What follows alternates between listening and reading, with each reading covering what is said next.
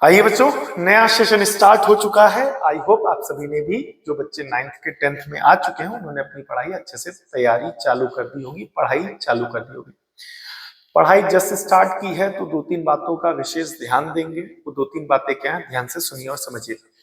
इस बार जो बच्चे हाई स्कूल का पेपर देके आए, उनसे एक बार फीडबैक जरूर लें, ठीक है, और कहीं और से भी ले सकते हैं तो जरूर लीजिएगा। सो आप एक बात जरूर नोटिस करेंगे कि चाहे सीबीएसई बोर्ड हो, चाहे अदर स्टेट बोर्ड हो, अब जो हर साल क्वेश्चंस पूछे जा रहे थे, वो क्वेश्चंस अब वो कम पूछ रहे हैं।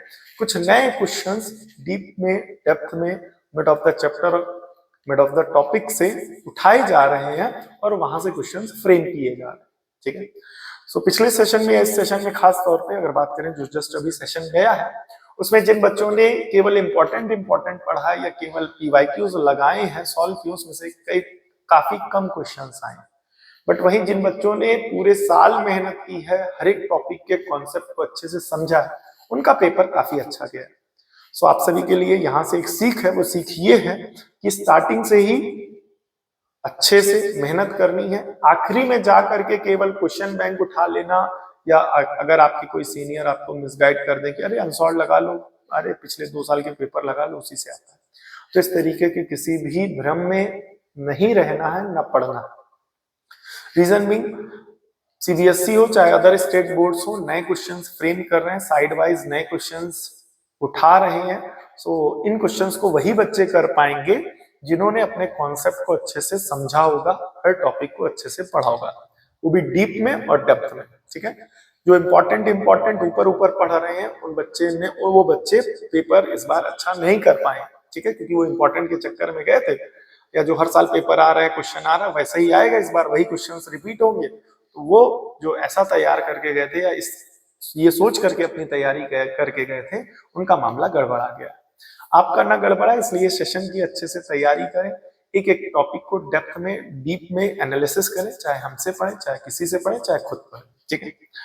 दूसरी बात, चैनल पे लगातार एक एक टॉपिक को अच्छे से एक्सप्लेन किया जा रहा है, सो बच्चों से रिक्वेस्ट है कि पुरानी वीडियोस को भी विजिट करें और एक एक टॉपिक को अच्छे से समझने की कोशिश करें, अगर आपको यहाँ समझ में आता है, ठीक है। तीसरी बात, जो टॉपिक यहाँ पर हम उठा रहे हैं, वो टॉपिक है हमारा पॉलिनोमियल। तो 2-3 बातें अच्छे से ध्यान दीजिएगा कि पॉलिनोमियल को यहाँ पर, पॉलिनोमियल क्लास 9th में भी और क्लास 10th में भी, सो ये वीडियो पर्टिकुलरली जो बच्चे 9th में, वो भी देख सकते हैं। अगर आपके संपर्क में कोई बच्चा 9th का हो तो उस तक ये वीडियो जरूर भेज दीजिएगा। रीजन बीइंग, जब हम polynomial as a teacher class 10th उठाते हैं और पढ़ाने की कोशिश करते हैं, सो एक कोशिश हमारी जरूर रहती है कि बेटा वो जो 9th में पढ़ा था, बिकॉज पॉलिनोमियल 9th में भी और 10th में भी है, 9th में आधा हिस्सा और 10th में आधा हिस्सा, ठीक है। सो 9th में पूरा तो पॉलिनोमियल एक एक क्वेश्चन वापस 9th के रिवाइज कराया जाए, प्रैक्टिस कराया जाए, एंड देन आफ्टर 10th की पॉलिनोमियल पढ़ाई जाए, ऐसा तो इजीली पॉसिबल नहीं है। बट 9th क्लास का इंपॉर्टेंट कॉन्सेप्ट्स और थ्योरीज जो उस चैप्टर से जुड़ी हुई हैं, जो क्लास 10th में यूज होंगी। फॉर एग्जांपल, अगर यहाँ बात करें पॉलिनोमियल की, सो पॉलिनोमियल के वो सारे बेसिक कॉन्सेप्ट जो आपको 9th क्लास में पढ़ाए थे, बताए गए होंगे, पढ़ाए गए होंगे, उन सभी को वापस वहीं से, ये सोच करके कि बच्चों को कुछ नहीं आता, वहां से स्टार्ट कर रहे हैं। और ये रीजन और भी बन जाता है स्टार्ट करने का, क्योंकि काफी बार बच्चे 9th क्लास में उतने सिंसियर और सीरियस नहीं होते पढ़ाई को लेकर के, बट जब वो 10th क्लास में आते हैं, नया स्टार्ट होता है, तो काफी बच्चे अपनी पढ़ाई को थोड़ा सा सिंसियरिटी से करना चालू करते हैं। सो वहां पर भी, क्योंकि उन्होंने 9th में लापरवाही करी है, या जिन्होंने अच्छे से पढ़ा, वो भी, दोनों के लिए एक रिवीजन इंपॉर्टेंट हो जाता है, ठीक है। सो वहां से उठाएंगे पॉलिनोमियल को। सो वीडियो को पूरा देखिएगा, एक एक डेफिनेशन, ठीक है, एक एक चीजों को अच्छे से प्रॉपर सफिशिएंट एग्जांपल के साथ इस पूरी पीपीटी में कवर किया गया, और बीच में काफी सारे एग्जांपल्स भी हमें देने हैं, ये जगह उसलिए छोटी है, तो काफी सारे टॉपिक्स को कवर करना है इस पूरी वीडियो में। तो आप सभी से रिक्वेस्ट है, वीडियो को मिस मत करिएगा, पूरा देखिएगा, अच्छे से समझिएगा, और अगर संपर्क में कोई 9th क्लास का बच्चा हो तो उस तक वीडियो जरूर भेज दीजिएगा, ताकि उसके भी क्लास 9 के पॉलिनोमियल के कॉन्सेप्ट क्लियर हो जाए, ठीक है। तो इस उम्मीद के साथ, आपको पॉलिनोमियल में कुछ नहीं आता, बिल्कुल भी नहीं आता, आप एकदम जीरो से स्टार्ट कर रहे हैं, एकदम बेसिक से स्टार्ट कर रहे हैं, तो ये सोच करके आपको ये वीडियो हम पढ़ा रहे हैं, ठीक है। तो एक एक चीज अच्छे से समझेंगे। सबसे पहले समझेंगे बेटा कांस्टेंट क्या होता है, या कांस्टेंट्स क्या होते हैं, ठीक है। ऐसी कोई भी चीज जिसकी न्यूमेरिकल वैल्यू फिक्स होती है, ध्यान से सुनिएगा, ऐसी कोई भी चीज जिसकी न्यूमेरिकल वैल्यू फिक्स होती है, उसे कहते हैं कांस्टेंट। उसे क्या कहते हैं? कांस्टेंट। यहां पर एग्जांपल आएगा एनी नंबर, क्या बेटा?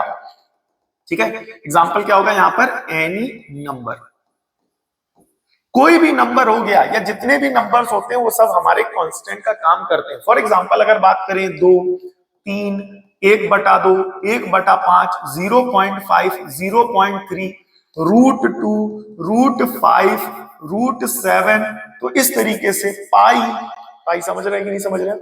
ठीक है। ई भी एक नंबर है, याद रखिएगा, जैसे पाई की वैल्यू होती है वैसे ई की भी वैल्यू होती है। ठीक है, तो ये सारे नंबर क्या कहलाएंगे, कांस्टेंट कहलाएंगे, जिनकी कोई एक न्यूमेरिकल वैल्यू होती है और वो फिक्स होती है। तो कांस्टेंट, कॉन्सेप्ट समझ में आया, कांस्टेंट किसे कहते हैं? ऐसी कोई भी चीज, ऐसा कोई भी टर्म जिसकी न्यूमेरिकल वैल्यू फिक्स हो, ऐसी कोई भी टर्म या ऐसा कोई भी सिंबल, बेसिकली सिंबल यहां अगर बोलेंगे तो बेटर रहेगा, ऐसा कोई भी सिंबल जिसकी जो न्यूमेरिकल वैल्यू हो, ऐसा कोई भी सिंबल जिसकी न्यूमेरिकल वैल्यू फिक्स हो, उसे क्या कहते हैं, कांस्टेंट कहते हैं। ठीक है, उसे क्या कहते हैं, कांस्टेंट कहते हैं। ठीक है, अच्छे से समझेंगे, पूरा समझाएंगे आपको, ध्यान से देखिएगा।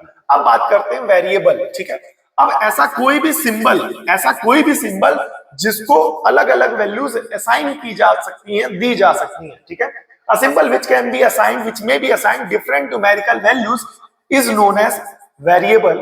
क्लियर हो गया कि नहीं हो गया? ऐसा कोई भी सिंबल जिसकी वैल्यू फिक्स ना हो, आप उसको कोई अलग अलग वैल्यूज दे सकते हैं, उसे कहा जाता है वेरिएबल। ध्यान से सुनिएगा। फॉर एग्जांपल अगर सर्कल के सर्कमफेरेंस का फॉर्मूला होता है 2πr, तो यहाँ पर आप देख रहे होंगे 2 और पाई यहाँ पर एग्जांपल में बताया गया, तो 2 और पाई इसके एग्जांपल्स है। तो इस एक्सप्रेशन में 2 और पाई किसका काम करेंगे, कांस्टेंट का काम करेंगे। वही जो हमारा r है वो वेरिएबल का काम करेगा और c भी किसका काम करेगा, वेरिएबल का। यहाँ पर r है रेडियस, r क्या है बेटा, रेडियस, और जो c है यानी सरकमफेरेंस है वो भी वेरिएबल का काम कर रही है, और r जो कि रेडियस है वो भी किसका काम कर रही है, वेरिएबल का। यहाँ पर r की वैल्यू फिक्स नहीं है, यहाँ पर r को कोई भी न्यूमेरिकल वैल्यू असाइन की जा सकती है। फॉर एग्जांपल एक ऐसा सर्कल जिसकी रेडियस कितनी है, 1 सेंटीमीटर, एक ऐसा सर्कल जिसकी रेडियस कितनी है, 2 सेंटीमीटर, एक ऐसा सर्कल जिसकी रेडियस कितनी है, 3 सेंटीमीटर।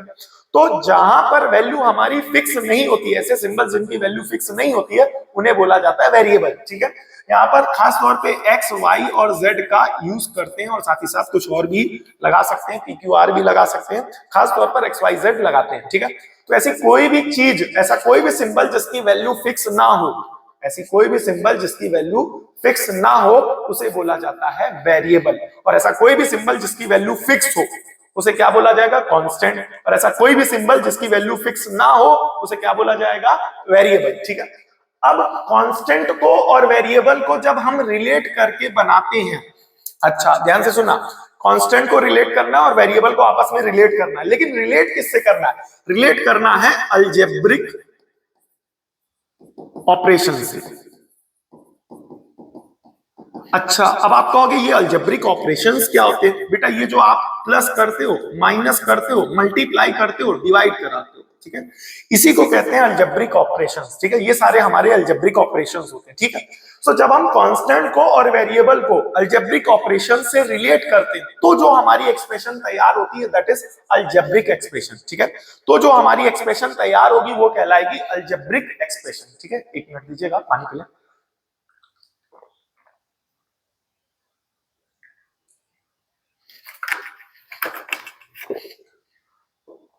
क्या होते हैं अलजेब्रिक एक्सप्रेशन?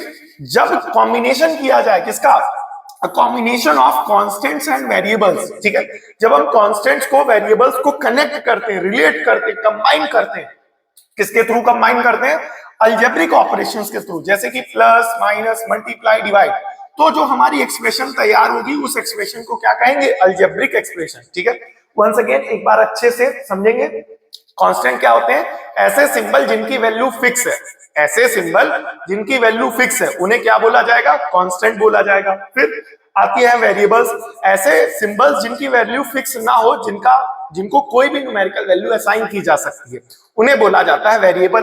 अब जब हम कांस्टेंट्स को, वेरिएबल्स को आपस में रिलेट करते हैं अलजेब्रिक ऑपरेशंस के थ्रू, ठीक है, जब हम कांस्टेंट्स को और वेरिएबल्स को आपस में रिलेट करते हैं अलजेब्रिक ऑपरेशंस के थ्रू। अब अलजेब्रिक ऑपरेशंस कौन से होते हैं, अलजेब्रिक ऑपरेशंस होंगे यहाँ पर प्लस, माइनस, मल्टीप्लाई, डिवाइड। सो जब कभी भी हम लोग कांस्टेंट्स और वेरिएबल्स को अलजेब्रिक ऑपरेशंस के थ्रू रिलेट करते हैं और जो तब एक्सप्रेशन बनती है वो एक्सप्रेशन हमारी कहलाती है अलजेब्रिक एक्सप्रेशन। क्लियर हो गया कि नहीं हो गया? अब यहां पर फॉर एग्जांपल देंगे जैसे 2x प्लस 5y। क्लियर हो गया? तो ये हो गया हमारा अलजेब्रिक एक्सप्रेशन। ठीक है, बोले क्यों? क्योंकि कांस्टेंट्स हैं और वेरिएबल्स हैं, कांस्टेंट्स और वेरिएबल्स को आपस में रिलेट करके एक एक्सप्रेशन बनाई गई, तो ये क्या कहलाएगी? Algebraic expression. जैसे कि 2x की पावर 1/2 प्लस 5x। ठीक है, तो ये भी हमारी क्या हो गई? एक अलजेब्रिक एक्सप्रेशन। क्यों? क्योंकि यहाँ पर कांस्टेंट कौन कौन है? 2 और 5, और वेरिएबल का काम कर रहा है x की पावर 1/2 और x, तो ये वेरिएबल का काम कर रहे हैं। तो कांस्टेंट और वेरिएबल को कंबाइन करके अलजेब्रिक ऑपरेशंस के थ्रू एक एक्सप्रेशन बनाई गई, और इस एक्सप्रेशन को बोलेंगे algebraic expression. For example c बराबर 2πr, तो यहाँ पर c और r किसका काम कर रहे हैं? वेरिएबल का काम कर रहे हैं, और 2 और पाई किसका काम कर रहे हैं? कांस्टेंट का काम कर रहे हैं। तो वेरिएबल और कांस्टेंट को मिला करके एक एक्सप्रेशन बनाई गई, और इस एक्सप्रेशन को क्या कहेंगे? Algebraic expression. एक और एग्जांपल लेते हैं, 2/3x plus 5 root 2x plus x की पावर 1/2। तो यहां पर भी आप देख रहे हैं काफी सारे क्या है? कांस्टेंट्स हैं, वेरिएबल्स हैं, और कांस्टेंट्स वेरिएबल्स को अलजेब्रिक ऑपरेशंस के थ्रू रिलेट करके एक्सप्रेशन बनाई गई। तो ये जो भी एक्सप्रेशंस होंगे, ये सारे एक्सप्रेशंस क्या कहलाएंगे? अलजेब्रिक एक्सप्रेशंस कहलाएंगे। क्या कहलाएंगे? अलजेब्रिक एक्सप्रेशंस कहलाएंगे। ठीक है, चलिए आगे बढ़ते हैं, नेक्स्ट कवर करेंगे। अब बात करते हैं terms of algebraic expressions. Terms क्या होते हैं, ध्यान से देखिएगा। जैसे फॉर एग्जांपल अगर लिख लिया जाए, एक अलजेब्रिक एक्सप्रेशन लिखी जाए आपके सामने, 2x square plus 5x minus 3। तो यहां पर जो टर्म्स होंगे वो होगा पहला कौन? 2x स्क्वायर, फिर कौन होगा? 5x, और तीसरा टर्म होगा माइनस का 3। तो जब कभी भी हम लोग टर्म्स लिखते हैं तो विद सिंबल लिखते हैं या विद साइन के साथ लिखते हैं। ठीक है, प्लस या माइनस का। एक दूसरी अलजेब्रिक एक्सप्रेशन अगर लिख दी जाए, 2x स्क्वायर प्लस x की पावर 1/2 प्लस 5/2, तो यहाँ पर इस अलजेब्रिक एक्सप्रेशन के टर्म्स कौन कौन होंगे? पहला होगा 2x स्क्वायर, दूसरा टर्म होगा x की पावर 1/2, और तीसरा टर्म होगा 5/2 यानी 5/2। ठीक है, एक अलजेब्रिक एक्सप्रेशन अगर हम लोग और लिख दें, 5/2 x की पावर 1/2 प्लस 3/2 x की पावर 1/3 प्लस 5। तो यहाँ पर जो टर्म्स होंगे वो कौन कौन होंगे बताइए? 5/2 x की पावर 1/2 कॉमा 3/2 x की पावर 1/3 कॉमा 5। तो ये हमारे क्या हो जाएंगे? टर्म्स हो जाएंगे। क्लियर हो गया कि नहीं हो गया? तो यहां पर ये इस तरीके से हम लोग निकालते हैं अलजेब्रिक एक्सप्रेशन के टर्म्स। ठीक है, तो एक बार क्विक रिव्यू मारेंगे फटाफट फटाफट फटाफट, बिकॉज ये सारी चीजें आगे अभी और यूज होनी है। ठीक है, तो वीडियो देखने का मतलब ये नहीं कि अब देख भी रहे हो, लेटे हो, वीडियो देखे पड़े हो, टाइम भी वेस्ट हो रहा है, नेट भी वेस्ट हो रहा है, ऐसे नहीं पढ़ेंगे वीडियो। ऐसे मत पढ़िए, किसी की भी वीडियो इस तरीके से मत देखिए, आपको बेनिफिट नहीं होगा। आपने टाइम 10 मिनट 20 मिनट पढ़ा भी, वीडियो भी देखा, एंड देन आफ्टर आपको समझ में आया कुछ नहीं। तो पढ़ने का मतलब प्रॉपर सिंसियरिटी के साथ आप अपने स्टडी टेबल पे बैठिए, रजिस्टर लेकर के बैठिए, और प्रॉपर अच्छे से उस टॉपिक को, कॉन्सेप्ट को अच्छे से समझिए। ये नहीं कि हाँ देख डाल रहे हैं हो जाएगा, ऐसे नहीं, गलत तरीका, रिजल्ट नहीं आएगा। ठीक है, तो सबसे पहले बात करते हैं कांस्टेंट की। ऐसा कोई भी सिंबल जिसकी न्यूमेरिकल वैल्यू फिक्स होती है उसे कहते हैं कांस्टेंट। ऐसा कोई भी सिंबल जिसकी न्यूमेरिकल वैल्यू फिक्स ना हो उसे कहते हैं वेरिएबल। जब कांस्टेंट और वेरिएबल को अलजेब्रिक ऑपरेशंस के थ्रू रिलेट करके एक एक्सप्रेशन बनाई जाती है तो उसे कहते हैं अलजेब्रिक एक्सप्रेशन। और ये हो गए हमारे terms of algebraic expression. Clear हो गया कि नहीं हो गया? एक और अलजेब्रिक एक्सप्रेशन का एग्जांपल लेंगे। फॉर एग्जांपल यहाँ पर ध्यान से देखेंगे तो यहाँ पर हो जाएगा 2x स्क्वायर प्लस का 5x प्लस का 7x प्लस का 8। क्लियर हो गया कि नहीं हो गया? सो अब यहाँ पर टर्म्स होगा एक ये एक ये एक ये एक ये। क्लियर हो गया? सो अगर यहाँ पर टर्म्स लिखेंगे तो क्या बनेगा? 2x स्क्वायर, एक बनेगा 5x, और एक बनेगा 7x, और एक बनेगा 8। ठीक है, अब यहाँ पर ध्यान से सुनना, टर्म्स को लेकर के 2-3 बातें इंपॉर्टेंट है। टर्म्स में भी लाइक और अनलाइक। अच्छा, टर्म्स कितने प्रकार के होते हैं? लाइक टर्म और अनलाइक टर्म। सब याद आ रहा है, 9th क्लास में पढ़ा हुआ। तो टर्म्स हमारे कितने प्रकार के होते हैं? टर्म्स हमारे 2 प्रकार के होते हैं। एक होता है हमारा लाइक टर्म और एक होता है हमारा अनलाइक टर्म। ठीक है, लाइक टर्म, ठीक है, ध्यान से सुनना, अभी बताएंगे लाइक टर्म कैसे पहचानोगे, अनलाइक टर्म कैसे पहचानोगे। लाइक टर्म से याद है, अगर अभी तक वीडियो लाइक नहीं की तो लाइक कर देना। ठीक है, लाइक टर्म्स क्या होते हैं? आपस में सॉल्व हो जाते हैं। Like terms get solve together. जो हमारे लाइक टर्म्स होते हैं वो सब आपस में सॉल्व हो जाते हैं, और वही जो अनलाइक टर्म्स होते हैं वो आपस में सॉल्व नहीं होते हैं। लाइक टर्म्स हमारे आपस में सॉल्व हो जाते हैं और अनलाइक टर्म्स आपस में सॉल्व नहीं होते। ध्यान से देखिएगा, यहां पर एक टर्म ये है, बोले कौन? 5x, और दूसरा टर्म कौन है? 7x। 8th क्लास में ये सब बताया जाता है। ठीक है, तो 5x और 7x कैसे टर्म्स हैं? लाइक टर्म्स है। 5x और 7x कैसे टर्म्स है? लाइक टर्म्स है। वही 2x² और 8 कैसे हैं, अनलाइक टर्म्स है। तो लाइक टर्म्स आपस में सॉल्व होने का मतलब अगर इस एक्सप्रेशन को आप सिंप्लीफाई करोगे तो ये 2x² एज इट इज लिखा जाएगा, 5x + 7x, तो दोनों आपस में सॉल्व हो जाएंगे। तो 5 + 7 टोटल हो जाएगा आपका 12x और ये हो जाएगा आपका 8। ठीक है, तो इस तरीके से वो यही बोला गया कि लाइक टर्म्स आपस में सॉल्व हो सकते हैं। तो 5x और 7x क्लियर हो गया कि नहीं हो गया। एक एग्जांपल और लेते हैं, जैसे कि लिखा है 2x² + 8x + 5 - √2 बराबर में क्या हो जाएगा 0, या ठीक है +√2 ही रहते हैं। ठीक है, तो अब यहां पर 5 और √2 माइनस का, ठीक है, तो ये दोनों कैसे टर्म्स हैं, लाइक टर्म्स हैं, बिकॉज यहां पर भी वेरिएबल नहीं है और यहां पर भी वेरिएबल नहीं है। अच्छा, अब आप कहोगे कि लाइक टर्म्स, सर आपने बोला था लाइक टर्म्स तो सॉल्व हो जाते हैं, और ये कैसे सॉल्व होंगे आपस में, आइए दिखाते हैं। 2x² प्लस का 8x प्लस का 5 माइनस √2 को 1.414 लिख सकते हो कि नहीं, तो फिर इसको माइनस कर देना, आपस में सॉल्व हो गए लाइक टर्म्स।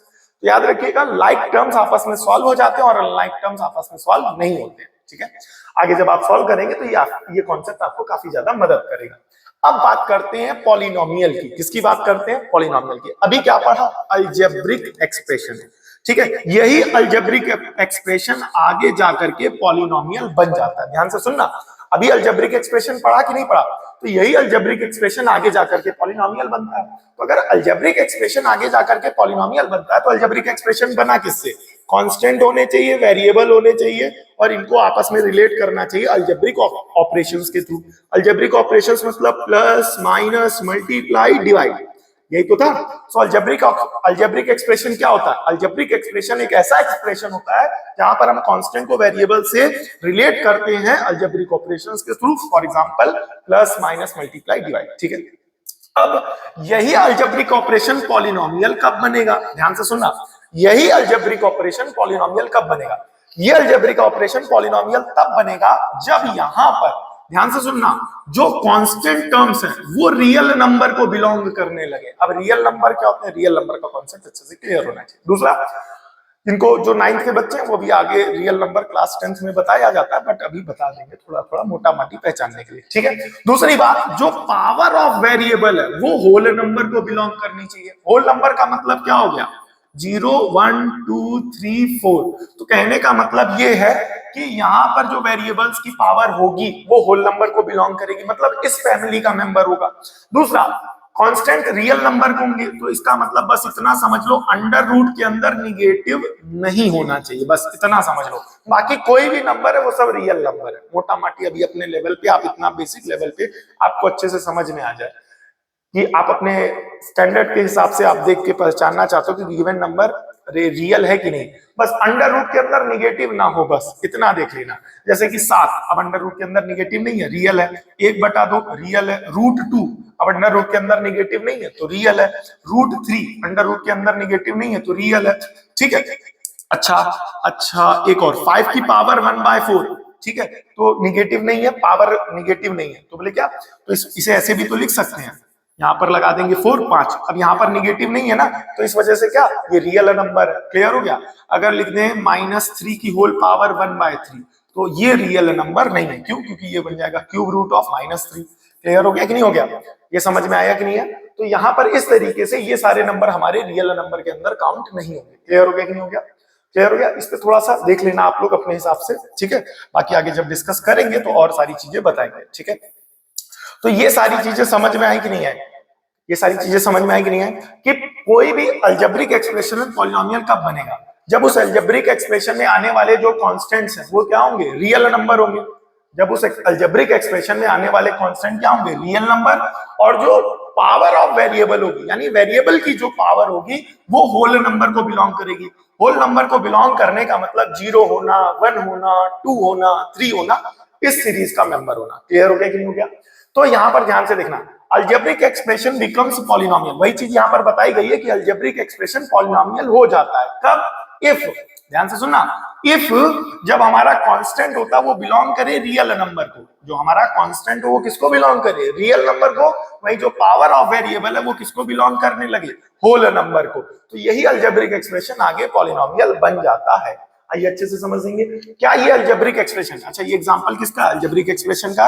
अभी पीछे जाएंगे, जितने भी अलजेब्रिक एक्सप्रेशंस आपको यहाँ पर एग्जांपल दिए गए थे उसमें क्लासिफाई करेंगे कौन पॉलिनोमियल है कौन पॉलिनोमियल नहीं है। ठीक है, सबसे पहले इस एग्जांपल से बात करेंगे। यहाँ पर कॉन्स्टेंट्स कौन कौन है, ध्यान से देखो, 2 है, यहाँ पर कौन है 8 है, और यहाँ पर 5 है, और माइनस का रूट 2 है। अंडर रूट के अंदर निगेटिव नहीं होना चाहिए, तो ये सारे किसको बिलोंग कर रहे हैं, रियल नंबर को बिलोंग कर रहे हैं।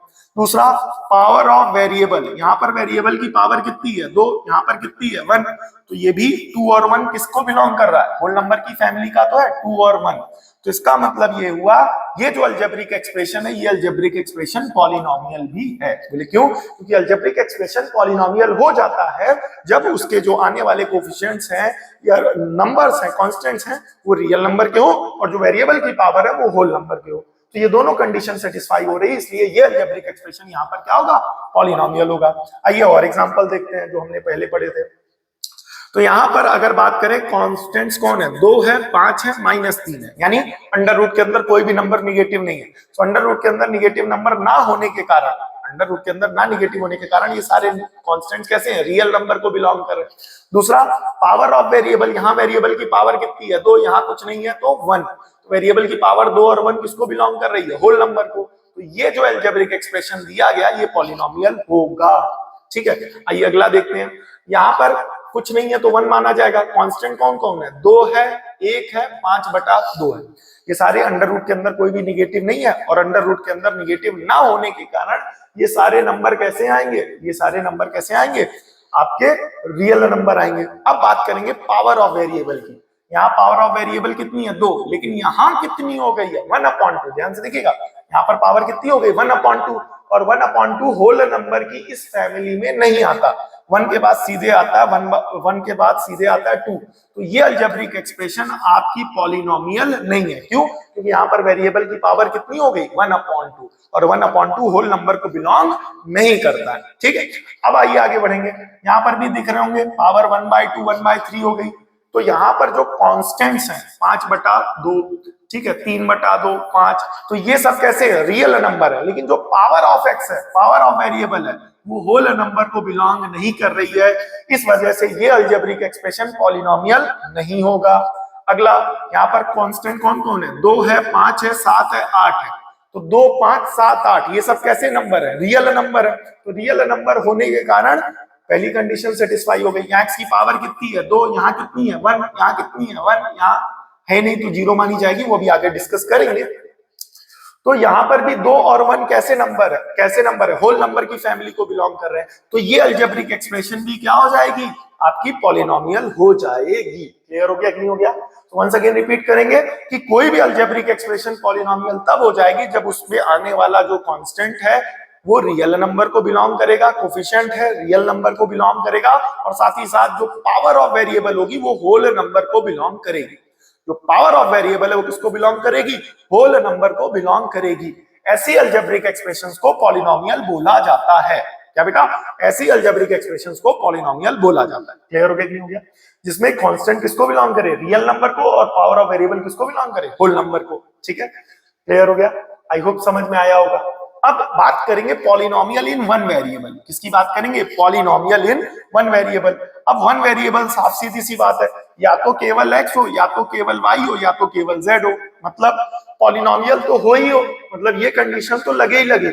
इस कंडीशन के लगने के साथ साथ केवल एक ही वेरिएबल उस एक्सप्रेशन में लिया जाए, एक ही वेरिएबल उस एक्सप्रेशन में लिया जाए। ऐसी सिचुएशन में वो जो पॉलिनोमियल होगा वो वन वेरिएबल का पॉलिनोमियल कहलाएगा। फॉर एग्जांपल, जैसे कि लिखा जाए 2x + 3, तो यहाँ पर कितने वेरिएबल है, एक। क्या इस एक वेरिएबल होने के कारण ये पॉलिनोमियल होगा, नहीं। अभी एक चीज और चेक की जाएगी, क्या ये पॉलिनोमियल है कि नहीं। यहाँ पर देखेंगे कोफिशिएंट्स या कांस्टेंट टर्म कौन है, 2 और 3। 2 और 3 किसको बिलोंग कर रहे हैं, रियल नंबर को। और जो पावर ऑफ x है यहाँ पर कुछ नहीं है तो 1, और 1 किसको बिलोंग कर रहा है, होल नंबर को। तो ये दोनों बातें सेटिस्फाई हो रही हैं, इस वजह से ये पॉलिनोमियल हुआ। और इसमें एक वेरिएबल होने के कारण ये जो पॉलिनोमियल हुआ ये किसका हुआ, वन वेरिएबल का पॉलिनोमियल हुआ। अगला एग्जांपल देखेंगे, 2x² + का 3x + का 5। तो यहाँ पर कांस्टेंट टर्म या कोफिशिएंट कौन कौन है बताइए, 2 है, 3 है, 5 है। तो ये सारे कैसे नंबर है बेटा, रियल नंबर। अगला बात करेंगे पावर ऑफ वेरिएबल की, पावर ऑफ x की। यहाँ पावर कितनी है 2, यहाँ कितनी है 1 और यहाँ कुछ नहीं है तो 0 मानी जाएगी। वैसे भी ध्यान से देखिएगा यहाँ पर पावर 0 मानी जाएगी। कैसे 0 मानी जाएगी बता रहे, 1 मिनट। तो ये 2 0 1 ये सब किसके बिलोंग कर रहे हैं, होल नंबर को। तीसरी बात, यहाँ पर एक ही वेरिएबल है जो कि क्या है 1, तो ये कहलाएगा पॉलिनोमियल इन वन वेरिएबल। मतलब पॉलिनोमियल होने की कंडीशन तो सेटिस्फाई करनी ही करनी है और साथ ही साथ एक वेरिएबल में होना है। एक वेरिएबल में यानी या तो केवल x, या तो केवल y, या तो केवल z, या जो भी वेरिएबल वहां पर सिलेक्ट किया गया। दूसरी बात, यहाँ पर हम बोल रहे हैं यहाँ पर x की पावर 0 है। कैसे है ध्यान से देखिएगा, ये भी समझ लीजिएगा। जैसे हमने लिखा है बेटा 2x स्क्वायर प्लस का 5x प्लस का 7, फॉर एग्जाम्पल आप इसे 2x स्क्वायर प्लस का 5x प्लस का 7 इंटू 1 लिख सकते हो कि नहीं लिख सकते हो, लिख सकते हो ना। अब यहाँ पर 2x स्क्वायर प्लस का 5x प्लस का 7, 8th क्लास में चैप्टर है एक्सपोनेंट्स एंड पावर्स, वहां पर बताया गया था जिसकी पावर 0 उसकी वैल्यू 1, तो इस 1 को हम x की पावर 0 लिख सकते कि नहीं लिख सकते। अब यहाँ पर x की पावर कितनी है 2, यहाँ कुछ नहीं है तो 1 और यहाँ क्या हो जाएगी 0।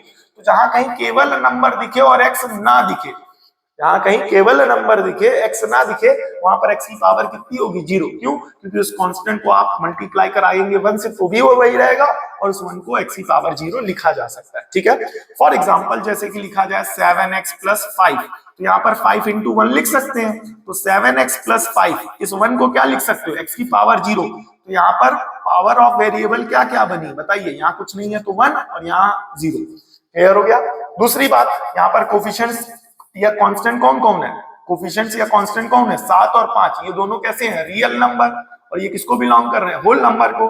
और यहाँ वेरिएबल कौन है केवल और केवल x, तो power of variable whole number को बिलोंग कर रही है, कांस्टेंट या कोफिशिएंट रियल नंबर को बिलोंग कर रहे हैं, इस वजह से ये पॉलिनोमियल हुआ।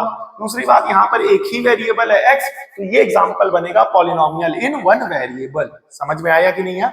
तो पॉलिनोमियल होने के साथ साथ एक वेरिएबल होना चाहिए। ठीक है, अब स्टैंडर्ड फॉर्म ऑफ पॉलिनोमियल क्या होता है, पॉलिनोमियल की स्टैंडर्ड फॉर्म, एक पॉलिनोमियल ध्यान से सुनना, एक पॉलिनोमियल अपनी स्टैंडर्ड फॉर्म में तब होता है जब उसकी जो पावर ऑफ वेरिएबल्स लिखी जाए, वेरिएबल्स जब वो पॉलिनोमियल लिखा जाए, जब वो पॉलिनोमियल लिखा जाए तो वो वेरिएबल्स की पावर के या तो असेंडिंग ऑर्डर में हो या तो डिसेंडिंग ऑर्डर में हो। ध्यान से सुनना, कोई भी पॉलिनोमियल, ध्यान से सुनना, कोई भी पॉलिनोमियल अपनी स्टैंडर्ड फॉर्म में तब माना जाता है जब उस पॉलिनोमियल जब लिखी जाएगी तो जो उसके टर्म्स होंगे, उनके टर्म्स के वेरिएबल की जो पावर होगी या तो वो असेंडिंग ऑर्डर होगी या तो वो डिसेंडिंग ऑर्डर होगी। ठीक है, ध्यान से सुनना।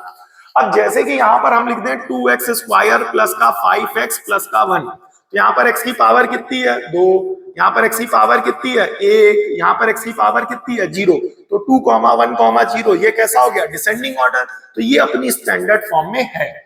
अगर लिखा जाए 3x cube plus 4x square plus 9x की पावर 9, अब ध्यान से सुनना, यहाँ पर वेरिएबल की पावर कितनी है 3, यहाँ 2, यहाँ पर 9, तो क्या ये असेंडिंग ऑर्डर है? नहीं। क्या ये डिसेंडिंग ऑर्डर है? नहीं। तो या तो असेंडिंग है ना तो डिसेंडिंग है, तो ये अपनी स्टैंडर्ड फॉर्म में नहीं है, ये अपनी स्टैंडर्ड फॉर्म में नहीं है। तो कोई भी पॉलिनोमियल अपनी स्टैंडर्ड फॉर्म में कब आएगा, कोई भी पॉलिनोमियल अपनी स्टैंडर्ड फॉर्म में तब आएगा जब उस पॉलिनोमियल को लिखा जाएगा और जो उसके टर्म्स होंगे वो या तो ascending order of variable of power होंगे, ascending order of power of variable होगा, या तो descending order of power of variable होगा। यहाँ पर जो वेरिएबल की पावर है ना तो असेंडिंग ऑर्डर में ना तो डिसेंडिंग ऑर्डर में, तो ये अपनी स्टैंडर्ड फॉर्म में नहीं है। वहीं इस पर्टिकुलर पॉलिनोमियल में जो टर्म्स लिखे गए हैं वो वेरिएबल की पावर के डिसेंडिंग ऑर्डर में लिखे गए। किसमें लिखे गए? डिसेंडिंग ऑर्डर में, और जनरली प्रेफर भी करते हैं हम लोग डिसेंडिंग ऑर्डर। तो डिसेंडिंग ऑर्डर में होने के कारण ये अपनी कैसी फॉर्म में कहलाएंगे? स्टैंडर्ड फॉर्म ऑफ पॉलिनोमियल कहलाएंगे। एक एग्जांपल और देते हैं। फॉर एग्जांपल अगर देखा जाए, फॉर एग्जांपल समझना, 9x की पावर 9 प्लस 8x की पावर 8 प्लस 7x की पावर 7 प्लस 6x की पावर 6, ठीक है, प्लस 6x की पावर 6 प्लस 5x की पावर 5। अब बताओ ये जो पॉलिनोमियल है क्या ये अपनी स्टैंडर्ड फॉर्म में है? द आंसर इज यस, हाँ ये अपनी स्टैंडर्ड फॉर्म में है, बिकॉज यहाँ पर जो भी टर्म्स लिखे गए हैं वो वेरिएबल्स की पावर जो है वो कौन से ऑर्डर में है? डिसेंडिंग ऑर्डर में, जिसके कारण ये क्या होगा? स्टैंडर्ड फॉर्म ऑफ पॉलिनोमियल कहलाएगा। क्या कहलाएगा? स्टैंडर्ड फॉर्म ऑफ पॉलिनोमियल कहलाएगा। वहीं अगर इसी के आगे एक टर्म और जोड़ दे, 11x की पावर 11, अब ये पूरा जो पॉलिनोमियल है ये अब अपनी स्टैंडर्ड फॉर्म में नहीं है। रीजन भी यहाँ पर अब जो पावर ऑफ वेरिएबल है वो ना तो असेंडिंग ऑर्डर में रही ना तो डिसेंडिंग ऑर्डर में रही। ठीक है, अब आगे चलते हैं। ये सब पूरा 9th क्लास का है तो अच्छे से समझते हुए चलना है। और 9th क्लास का अगर आपका जुड़ा हुआ या छोटा भाई बहन जो भी संपर्क में हो या स्कूल में हो, जो भी जूनियर्स हो, आप उस तक वीडियो जरूर शेयर करें ताकि उसका भी कॉन्सेप्ट अच्छे से मजबूत हो। दूसरी बात, अगर आप 10th क्लास में तो ये सारी चीजें बेसिक एक बार रिवाइज करते हुए चलें। बेटा एक चीज और याद रखिएगा कि 10th क्लास की मैथमेटिक्स में ऐसे काफी सारे चैप्टर हैं जिनकी स्टार्टिंग 9th में की गई है, जैसे कि स्टैटिस्टिक्स, जैसे कि पॉलिनोमियल, जैसे कि सर्कल, जैसे कि कोऑर्डिनेट ज्योमेट्री, जैसे कि पॉलिनोमियल, जैसे कि रियल नंबर सिस्टम। तो ये सारी चीजें और क्वाड्रेटिक इक्वेशन, इस तरीके से काफी सारे चैप्टर्स हैं। ठीक है, तो वो 9th से स्टार्ट किए गए। तो किया क्या गया, उस चैप्टर का, उस टॉपिक का कुछ कॉन्सेप्ट 9th क्लास में पढ़ाया गया और कुछ कॉन्सेप्ट 10th क्लास में पढ़ाया गया। तो डायरेक्ट जब हम पर्टिकुलरली 10th क्लास में पढ़ाना चालू करते हैं तो एकदम 9th का पूरा तो उठा नहीं पाएंगे कि क्वेश्चन वापस रिवाइज कराएं, प्रैक्टिस कराएं, सारी बातें, बट जो बेसिक कॉन्सेप्ट्स हैं 9th से उठा करके रिवाइज करा के एंड देन आफ्टर 10th को वापस फ्रेश से कंटिन्यू करते हैं। ठीक है, तो इस तरीके से क्या होता है, बच्चे को वो पुराना रिवाइज हो जाता है, टॉपिक थोड़ा सा अब जो आगे पढ़ना है वो और अच्छे से समझ में आएगा। अभी आप इतनी देर से वीडियो देख रहे होंगे, कहेंगे अरे ये तो सब आता है, सब आता है।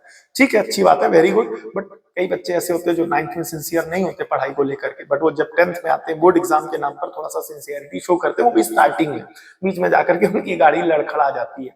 तो इस बात का ध्यान दें कि हमें बीच में भी अच्छे से परफॉर्म करना है और एक रिदम के साथ, कंसिस्टेंसी के साथ पूरी तैयारी अच्छी करनी साल भर। ठीक है, और पुराना कोई भी कॉन्सेप्ट यूज हो तो उसको अच्छे से तैयार करना है, पुरानी चीजों को छोड़ना नहीं है। और 10th क्लास के ऐसे कई सारे चैप्टर हैं जो 11th में आगे कैरी फॉरवर्ड होंगे, जैसे कि ट्रिग्नोमेट्री हो गया, क्लियर हो गया कि नहीं हो गया, और स्ट्रेट लाइन हो गया, स्ट्रेट लाइन कोऑर्डिनेट ज्योमेट्री भी 11th क्लास में कैरी फॉरवर्ड होता है।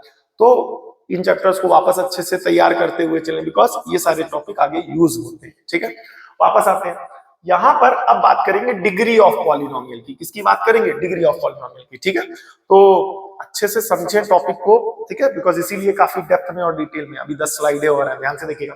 अब बात करेंगे डिग्री ऑफ पॉलिनोमियल की। पॉलिनोमियल की डिग्री क्या होती है, याद रखना, जो वेरिएबल होगी, अब वेरिएबल होगी तो कई सारे वेरिएबल तो एक ही होगा, लेकिन अलग अलग वेरिएबल की अलग अलग पावर होगी। उन पावर में जो सबसे बड़ी पावर होगी, याद रखना, जो हाईएस्ट पावर होगी वेरिएबल की, वो कहलाएगी डिग्री ऑफ पॉलिनोमियल। क्या कहलाएगी बेटा, डिग्री ऑफ पॉलिनोमियल। क्लियर हो गया कि नहीं हो गया। जैसे कि अगर लिखा जाए पॉलिनोमियल, आकर पॉलिनोमियल को px से रिप्रेजेंट कर रहे हैं, px का मतलब ये हो गया पॉलिनोमियल इन x या polynomial whose variable is x। ठीक है, जैसे कि लिखा 2x square plus 5x plus का 7, तो यहाँ पर हाईएस्ट पावर क्या है बताइए, यहाँ पर पॉलिनोमियल वेरिएबल की हाईएस्ट पावर क्या है, 2। तो इसका मतलब ये हुआ जो इसकी डिग्री बनेगी वो क्या बनेगी, 2।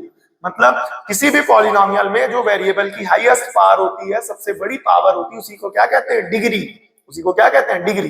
फॉर एग्जांपल अगर दिया जाए पॉलिनोमियल इन x बराबर 2x cube plus 5x plus 7, तो यहाँ पर हाईएस्ट पावर वेरिएबल की कितनी है बताइए, साफ साफ दिख रहा है 3, तो इसका मतलब हुआ डिग्री भी कितनी हो जाएगी, 3 हो जाएगी। तो ऐसा कोई भी पॉलिनोमियल जिसमें वेरिएबल की जो सबसे बड़ी पावर होती है उसी को क्या बोला जाता है, डिग्री बोला जाता है। और स्टैंडर्ड फॉर्म क्या होता है, जब पॉलिनोमियल को एक ऐसे फॉर्मेट में लिखा जाए, एक ऐसी फॉर्म में लिखा जाए जहां पर जो पावर ऑफ वेरिएबल है, जो टर्म्स है उस पॉलिनोमियल के, वो वेरिएबल की पावर के या तो घटते क्रम में हो या तो बढ़ते क्रम में, यानी either in ascending order of the power of variable और either in the descending order of the power of the variable. ठीक है, उम्मीद करता हूं ये सारी चीजें आपको अच्छे से समझ में आ रही होंगी, और अगर कोई चीज अच्छे से नहीं समझ में आ रही प्लीज कमेंट करके बताइएगा, उसको वापस रिपीट करके और अच्छे से समझाया जाएगा।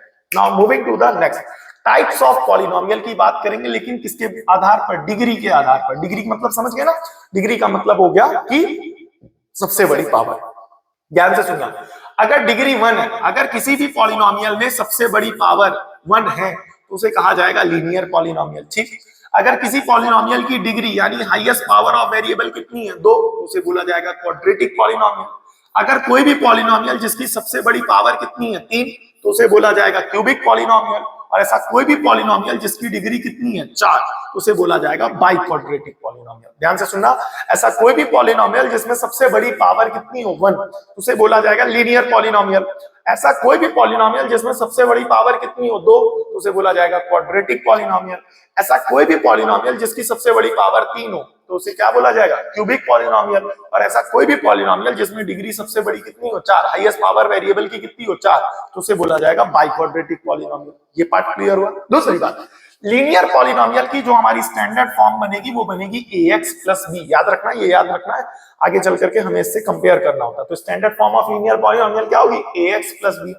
क्वाड्रेटिक पॉलिनोमियल की स्टैंडर्ड फॉर्म क्या होगी, ax square plus bx plus c। Cubic polynomial की स्टैंडर्ड फॉर्म क्या होगी, ax cube plus bx square plus cx plus d। क्या बेटा, ax cube plus bx square plus cx plus d। अगला, by quadratic की standard form होगी ax की power 4 plus bx cube plus cx square plus dx plus c। तो ये हो गई हमारी स्टैंडर्ड फॉर्म लीनियर पॉलिनोमियल की, क्वाड्रेटिक पॉलिनोमियल की, क्यूबिक पॉलिनोमियल की और बाई क्वाड्रेटिक पॉलिनोमियल। ठीक है। दूसरी बात ध्यान से सुनना, इस पॉलिनोमियल में a क्या कहलाएगा, कोफिशिएंट ऑफ x, b क्या कहलाएगा, कांस्टेंट टर्म। इस पॉलिनोमियल में, क्वाड्रेटिक पॉलिनोमियल में a क्या कहलाएगा, coefficient of x square, b क्या कहलाएगा, कोफिशिएंट ऑफ x, और जो c होगा वो क्या कहलाएगा, कांस्टेंट टर्म। दूसरा, इस क्यूबिक पॉलिनोमियल में a को क्या कहेंगे, coefficient of x cube, b को क्या कहेंगे, coefficient of x square, c को क्या कहेंगे, कोफिशिएंट ऑफ x, और जो d होगा वो कहलाएगा हमारा कांस्टेंट टर्म। जो d होगा वो क्या कहलाएगा, कांस्टेंट टर्म। आइए आगे बढ़ते हैं। इस पॉलिनोमियल में a क्या कहलाएगा, कोफिशिएंट ऑफ x की पावर 4। इस पॉलिनोमियल में जो b होगा, ठीक है, वो क्या कहलाएगा, कोफिशिएंट ऑफ x क्यूब। जो c होगा वो क्या कहलाएगा, कोफिशिएंट ऑफ x स्क्वायर। जो d होगा वो क्या कहलाएगा, कोफिशिएंट ऑफ x, और जो e होगा वो कहलाएगा कांस्टेंट टर्म। आई होप ये पैटर्न कॉन्सेप्ट अच्छे से समझ में आया होगा। ठीक है। दूसरी बात, एक बात याद रखिएगा, standard form ax plus b होगा, क्वाड्रेटिक के लिए ax square plus bx plus c होगा, क्यूबिक के लिए ax cube plus bx square plus cx plus d होगा, और बाई क्वाड्रेटिक के लिए ax की power 4 plus bx plus cx, bx cube plus cx square plus dx plus c होगा। ये स्टैंडर्ड फॉर्मेट बनाए गए। अब यहां पर ध्यान से सुनना, जो यहां पर नहीं लिखा, अगर जैसे लिखा हो 2x, तो 2x क्या हमारा लीनियर पॉलिनोमियल नहीं है, the answer is linear polynomial है। क्यों, क्योंकि यहां पर इस पूरे पॉलिनोमियल में सबसे बड़ी पावर 1 है, और सबसे बड़ी पावर हमें देखनी और कुछ नहीं देखना। क्लियर हो गया कि नहीं हो गया? अच्छा, अगर px बराबर लिखा जाए 5x, तो क्या ये लीनियर पॉलिनोमियल नहीं है? हाँ, लीनियर पॉलिनोमियल है। 5x सबसे बड़ी पावर कितनी है भाई? लेकिन यहाँ पर ये जो आने वाला कांस्टेंट टर्म, यानी जिसमें x नहीं होता, वो नहीं है, ना इसमें ना इसमें। लेकिन अगर एक पॉलिनोमियल लिख दिया जाए 2x प्लस 5, तो ये अपनी इस वाली फॉर्मेट का स्टैंडर्ड फॉर्मेट का होगा। इसमें नहीं है तो प्लस 0 माना जाएगा, इसमें नहीं है तो क्या मानेंगे, प्लस 0। क्लियर हो गया कि नहीं हो गया? तो इस बात का विशेष ध्यान देना है कि हमेशा आपको एज इट इज नहीं दिखेगा जैसा दिख रहा है। बोले क्या मतलब है? जैसे कि अगर px बराबर दे दिया जाए, मान करके चलना 2x स्क्वायर, तो px बराबर 2x स्क्वायर कौन सा पॉलिनोमियल है? साफ सीधी सी बात है। ध्यान से देखो, यहाँ सबसे बड़ी पावर कितनी है, 2, तो सबसे बड़ी पावर 2 होने के कारण ये हो जाएगा आपका क्वाड्रेटिक पॉलिनोमियल। सबसे बड़ी पावर 2 होने के कारण ये क्या हो जाएगा, क्वाड्रेटिक पॉलिनोमियल। ठीक है। अगर एक दे दिया जाए p ऑफ x बराबर क्या बेटा, 2x स्क्वायर प्लस का 5, तो क्या ये क्वाड्रेटिक पॉलिनोमियल नहीं है? क्योंकि सबसे बड़ी पावर तो 2 ही है ना। अगर एक और दे दिया जाए p ऑफ x बराबर क्या हो जाएगा, 5x स्क्वायर प्लस का 7x, तो क्या ये क्वाड्रेटिक नहीं है? यहाँ पर सबसे x की पावर है 1, यहाँ पर x की पावर कितनी है 1, और यहाँ पर x की पावर 2 है, तो हाईएस्ट पावर 2 होने के कारण क्वाड्रेटिक पॉलिनोमियल कहलाएगा। ठीक है। बट यहाँ पर अगर कांस्टेंट टर्म नहीं है तो वो क्या माना जाएगा, 0। यहाँ पर x वाला टर्म नहीं है तो वो क्या मान लिया जाएगा, 0। यहाँ पर ना x वाला टर्म है ना कांस्टेंट है, तो वो भी दोनों 0 मान लिए जाएंगे। ठीक है। ये बात याद रखिएगा कि अगर, वैसे तो ये स्टैंडर्ड फॉर्म है, और लेकिन मेन यही होता है, ये देखना है बस। बाकी ये हो तो अच्छी बात है, ना हो तो भी ठीक है। क्लियर हो गया? अब जैसे कि एक पॉलिनोमियल हम आपको दे दें p ऑफ x बराबर 3x क्यूब, तो p ऑफ x बराबर 3x क्यूब क्या हमारा क्यूबिक पॉलिनोमियल नहीं है? p ऑफ x बराबर 3x क्यूब हमारा क्यूबिक पॉलिनोमियल, क्योंकि हमें देखना ही सबसे बड़ी पावर। यहाँ पर सबसे बड़ी पावर कितनी है, 3, तो सबसे बड़ी पावर 3 होने के कारण ये क्यूबिक पॉलिनोमियल हो जाएगा। अगर p ऑफ x बराबर देख लिया जाए 3x क्यूब माइनस का 1, तो सबसे बड़ी पावर यहाँ कितनी है, 3, तो सबसे बड़ी पावर 3 होने के कारण ये क्यूबिक पॉलिनोमियल है। क्लियर हो गया कि नहीं हो गया? अगला देखेंगे, अगर p ऑफ x बराबर दे दिया जाए x की पावर 4 प्लस 7x, तो कह रहे हो बोले भैया आपने तो ये इतना बड़ा बताया, इतना बड़ा तो है ही नहीं, केवल दो ही टर्म है, उन दो टर्म से हमें मतलब नहीं है, अदर टर्म मतलब जीरो है, ये सीखो बस। अब यहाँ पर सबसे बड़ी पावर कितनी है 4, तो सबसे बड़ी पावर 4 होने के कारण ये पॉलिनोमियल कैसा होगा, बाई क्वाड्रेटिक। ठीक है, ये पार्ट समझ में आया कि नहीं है। अब लास्ट बट नॉट लीस्ट, अब ध्यान से देखना, इस पर ऑब्जेक्टिव घुमा करके पूछा जाएगा। ठीक है, ये समझना। ठीक है, ये स्कोर कॉन्सेप्ट है, इस रिमार्क को मत मिस करना। ठीक है, ठीक है, जो भी बच्चे अभी वीडियो में जुड़े हैं, अच्छा लग रहा है, समझ में आ रहा है, तो वीडियो को लाइक कर लीजिएगा, चैनल को सब्सक्राइब भी कर लीजिएगा। रेगुलर इसी तरीके से हर टॉपिक को डेप्थ में, डिटेल में। अब एक दूसरी वीडियो आएगी, उसमें पॉलिनोमियल से जुड़े हुए काफी सारे 2-3 किताबों को पढ़ करके प्रॉपर जो है सारे कॉन्सेप्ट पर बेस्ड क्वेश्चंस कवर कराए जाएंगे, तो वो प्रैक्टिस वाली होगी, ये फॉर्मूले वाली वीडियो। ठीक है, वापस आते हैं, अब बात करेंगे बेटा, एक बात याद रखिएगा, मैक्सिमम नंबर ऑफ टर्म्स जो होंगे वो d+1 होंगे। d+1, यहाँ पर d का मतलब होता है डिग्री।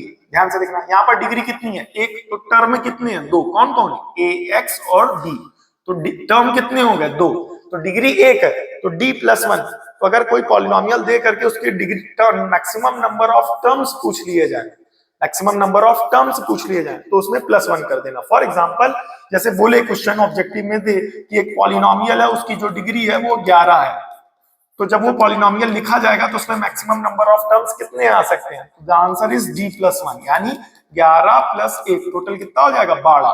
कितना हो जाएगा, 12। जैसे कि यहाँ पर डिग्री कितनी है, 2, तो मैक्सिमम नंबर ऑफ टर्म्स कितने आ सकते हैं, 3, वो तीनों इसकी स्टैंडर्ड फॉर्म में होते हैं। तो जो स्टैंडर्ड फॉर्म हम बनाते हैं वो मैक्सिमम नंबर ऑफ टर्म्स को लेकर के ही बनाते हैं। ठीक है, तो यहाँ पर मैं वो तीनों टर्म कौन होंगे, पहला टर्म होगा ax², दूसरा होगा bx और तीसरा होगा c। यहाँ पर डिग्री कितनी है, 3, तो मैक्सिमम नंबर ऑफ टर्म्स कितने होंगे, 3+1 यानी 4। ठीक है, वो 4 टर्म्स कौन होंगे, एक होगा ये ax3, दूसरा होगा bx², तीसरा होगा cx और चौथा होगा d। तो ये 4 टर्म्स होंगे। क्लियर हो गया कि नहीं हो गया, ये 4 टर्म्स होंगे। तो जो भी हम स्टैंडर्ड फॉर्म बनाते हैं वो मैक्सिमम नंबर ऑफ टर्म्स को लेकर के ही बनाते हैं। इस पर ये क्वेश्चन याद रखिएगा। और दूसरा, ऐसे हम आपसे पूछ ले रहे हैं, जैसे एक हमारी पॉलिनोमियल दी गई है, उसकी डिग्री है 15, तो जब ये पॉलिनोमियल लिखी जाएगी तो इसकी स्टैंडर्ड फॉर्म में मैक्सिमम नंबर ऑफ टर्म्स कितने आएंगे, इसका आंसर आप लोग कमेंट करिएगा। क्या, कि जब ये पॉलिनोमियल है, एक पॉलिनोमियल है और उसमें डिग्री कितनी है बेटा, 15, तो जब उस पॉलिनोमियल की स्टैंडर्ड फॉर्म लिखी जाएगी तो उसमें मैक्सिमम नंबर ऑफ टर्म्स कितने आएंगे, याद रखिएगा। दूसरा, यहाँ पर बाई क्वाड्रेटिक में डिग्री कितनी होती है, 4, तो मैक्सिमम नंबर ऑफ टर्म्स कितने होंगे, 5, 1 2 3 4 5, याद रखिएगा। आई होप ये वाला कॉन्सेप्ट अच्छे से समझ में आया होगा। अब हम फिर से पॉलिनोमियल को क्लासीफाई कर रहे हैं, लेकिन on the basis of term, लेकिन इस बार किसको आधार बनाएंगे, टर्म्स को आधार बनाएंगे। For example, on the basis का मतलब क्या होता है, अब जैसे फॉर एग्जांपल बात करो, अगर आपके पास क्लास में 3 बच्चे हैं, अगर हाइट के बेसिस पर अरेंज करोगे तो ऑर्डर अलग आएगा, अगर उनके नाम के अल्फाबेटिकल ऑर्डर पर अरेंज करोगे तो ऑर्डर अलग बनेगा। तो डिपेंड ये करता है आपने आधार किसको बनाया है, यानी बेसिस क्या लिया। ठीक है, सो अभी तक जो पिछले वाले टॉपिक में, वहां पर भी पॉलिनोमियल क्लासीफाई हुआ था और इस वाले में भी पॉलिनोमियल क्लासीफाई होगा। बट पिछली बार जो हमने बेस बनाया था, उसमें बेस बनाया था हमने डिग्री को, और इस बार पॉलिनोमियल में बेस क्लासीफाई करने में हम बनाएंगे नंबर ऑफ टर्म्स को। किसको बनाएंगे, नंबर ऑफ टर्म्स को। तो अगर एक टर्म होगा तो उसे बोला जाएगा मोनोमियल, 2 टर्म होंगे तो बोला जाएगा बाइनोमियल, 3 टर्म होंगे तो उसे बोला जाएगा ट्राइनोमियल। मोनो मतलब 1, बाई मतलब 2, ट्राई मतलब 3। क्लियर हो गया कि नहीं हो गया। तो ऐसा कोई भी पॉलिनोमियल जिसमें एक टर्म हो उसे बोला जाएगा मोनोमियल, और ऐसा कोई भी पॉलिनोमियल जिसमें 2 टर्म हो उसे बोला जाएगा बाइनोमियल, और ऐसा कोई भी पॉलिनोमियल जिसमें 3 टर्म हो उसे बोला जाएगा ट्राइनोमियल। यहां पर डिग्री मायने नहीं रखती। फॉर एग्जांपल, जैसे कि अगर लिख दिया जाए 2x की पावर 11 + 1, तो ये कैसा पॉलिनोमियल है, बाइनोमियल। रीजन बीइंग इसमें 2 टर्म है, एक ये एक ये। क्लियर हो गया कि नहीं हो गया। ठीक है, अगर एक पॉलिनोमियल लिखा जाए 5x + 11x, इसमें कितने टर्म्स हैं, 2, लेकिन ये मोनोमियल होगा। पूछो कैसे, 11x और 5x लाइक टर्म्स है, जुड़ जाएंगे तो बोले क्या, इस तरीके से। तो 16x आ गया, अब एक दिख रहा है। तो इस बात का विशेष ध्यान दीजिएगा कि जब कभी भी टर्म्स के बेसिस पर पॉलिनोमियल पूछे तो पॉलिनोमियल अपनी सिंपलेस्ट फॉर्म में हो। सिंपलेस्ट फॉर्म में मतलब 11x और 5x कैलकुलेट हो सकते थे, तो सिंप्लीफाई कर लिया तब आंसर बताया, डायरेक्ट आंसर नहीं बताना। इस बात का ध्यान दे लेना, क्या कहीं वहां कोई लाइक टर्म्स तो नहीं है। ठीक है, फॉर एग्जाम्पल जैसे कि अगर लिखा जाए 2x स्क्वायर प्लस का 11x प्लस का 7x, तो अगर यहाँ पर देखोगे तो 3 टर्म दिख रहा है, तो आप बोलोगे ट्राइनोमियल है। नहीं, ट्राइनोमियल नहीं है, बिकॉज ये दोनों टर्म्स कैसे हैं, लाइक टर्म्स, और लाइक टर्म्स होने के कारण ये दोनों क्या हो जाएंगे, ऐड हो जाएंगे। सो जब ऐड हो जाएंगे तो कितने टर्म्स बने, 2, तो 2 टर्म्स होने के कारण ये क्या कहलाएगा, पॉलिनोमियल। तो ऐसा कोई भी पॉलिनोमियल जिसमें एक टर्म होगा उसे कहेंगे मोनोमियल, ऐसा कोई भी पॉलिनोमियल जिसमें 2 टर्म्स होंगे उसे कहेंगे बाइनोमियल, और ऐसा कोई भी पॉलिनोमियल जिसमें 3 टर्म्स होंगे उसे कहेंगे ट्राइनोमियल। ठीक है, उम्मीद करता हूं एक एक टॉपिक का जो कॉन्सेप्ट है वो दिमाग में अच्छे से सेटल डाउन हो रहा होगा। ठीक है, आगे बढ़ते हैं। अब बात करते हैं कांस्टेंट पॉलिनोमियल की, ध्यान से सुनना। एक ये कांस्टेंट पॉलिनोमियल काफी कंफ्यूज करता है बच्चों को, और ये जीरो पॉलिनोमियल। अब क्या होते हैं कांस्टेंट पॉलिनोमियल, क्या होते हैं जीरो पॉलिनोमियल? अच्छा, कई बार है बच्चे क्या होते हैं एक्सरसाइज में डायरेक्ट जाकर के सॉल्व करना चालू कर देते हैं और उनको बेसिक कॉन्सेप्ट्स नहीं पता होते। सो बच्चों को बताना चाहूंगा बेटा बेसिक कॉन्सेप्ट्स क्लियर करो, बिकॉज काफी सारे ऑब्जेक्टिव यहाँ से भी फ्रेम होते हैं, इनको मिस मत करना। ठीक है, आइए चलते हैं। एक कोई भी पॉलिनोमियल, कांस्टेंट पॉलिनोमियल, ध्यान से सुनना क्या होता है। अब पॉलिनोमियल कंटेनिंग वन टर्म, तो पहली बात तो ये हो गया कि कांस्टेंट पॉलिनोमियल में एक ही टर्म होगा। ठीक है, कांस्टेंट पॉलिनोमियल में कितने टर्म होंगे, एक। ऑब्जेक्टिव में पूछा जा सकता है क्योंकि डेफिनेशन में बताया गया पॉलिनोमियल कंटेनिंग वन टर्म, पहली बात। दूसरी बात क्या है, consisting of non zero constant. तो पहली बात नॉन जीरो होना चाहिए, मतलब जीरो नहीं होना चाहिए और कांस्टेंट होना चाहिए। ऐसे पॉलिनोमियल को कांस्टेंट पॉलिनोमियल बोला जाता है। मतलब ऐसा पॉलिनोमियल जिसमें एक टर्म आए, कांस्टेंट आए और वो कांस्टेंट जीरो ना हो। ऐसा पॉलिनोमियल जिसमें एक टर्म आए और कांस्टेंट आए और वो कांस्टेंट जीरो ना हो, उस पॉलिनोमियल को बोला जाएगा कांस्टेंट पॉलिनोमियल। जैसे कि 6 -8 एक ही नंबर आ रहा और वो नंबर क्या है, कांस्टेंट। एक ही नंबर आ रहा और वो कांस्टेंट और वो जीरो नहीं है। एक ही नंबर आए, कांस्टेंट आए और वो जीरो ना हो, ये सारे किसके एग्जांपल होंगे, कांस्टेंट पॉलिनोमियल के। जो ऑब्जेक्टिव क्वेश्चन यहां से बनेगा वो ध्यान से सुनना। In general every non zero real number is constant polynomial. याद रखिएगा, जितने भी रियल नंबर होते हैं जो नॉन जीरो, मतलब जीरो को छोड़ करके, कहने का मतलब रियल नंबर में केवल जीरो को आप हटा दीजिए। ठीक है, तो रियल नंबर में आप जीरो को जब आप हटा देंगे तो ये किसका काम करेगा, कांस्टेंट पॉलिनोमियल का काम करेगा। अब कहोगे ये क्वेश्चन दिया ही नहीं गया, ऑब्जेक्टिव में ऐसे पूछा जाएगा, बोले क्या, which of the following is a constant polynomial, which of the following is constant polynomial। उसमें से एक ऑप्शन होगा रियल नंबर -0।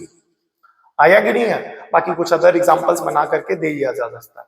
तो बोला क्या गया, जितने भी रियल नंबर होते हैं एक्सेप्ट जीरो, वो सारे कांस्टेंट पॉलिनोमियल का काम करते हैं। तो रियल नंबर में जीरो जब हटा दोगे तो जो भी बचेगा वो सारे रियल नंबर ऐसे बनेंगे जो नॉन जीरो है। और रियल नंबर नॉन जीरो क्या कहलाता है, कांस्टेंट पॉलिनोमियल। तो याद रखिएगा, ऐसे भी घुमा करके। अब आप कहोगे एनसीईआरटी में तो कहीं दिए ही नहीं गया,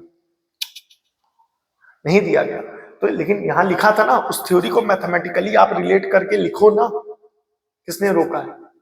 ठीक है, अगला देखिएगा, the degree of non zero constant polynomial is zero. ये जितने भी कांस्टेंट पॉलिनोमियल होते हैं, याद रखिएगा, इनकी जो डिग्री होती है, याद रखिएगा, पूछा जा सकता है, डिग्री मतलब हाईएस्ट पावर। इन सभी कांस्टेंट पॉलिनोमियल की जो डिग्री होगी वो क्या होगी, जीरो। इन सभी कांस्टेंट पॉलिनोमियल की जो डिग्री होगी वो क्या होगी, जीरो।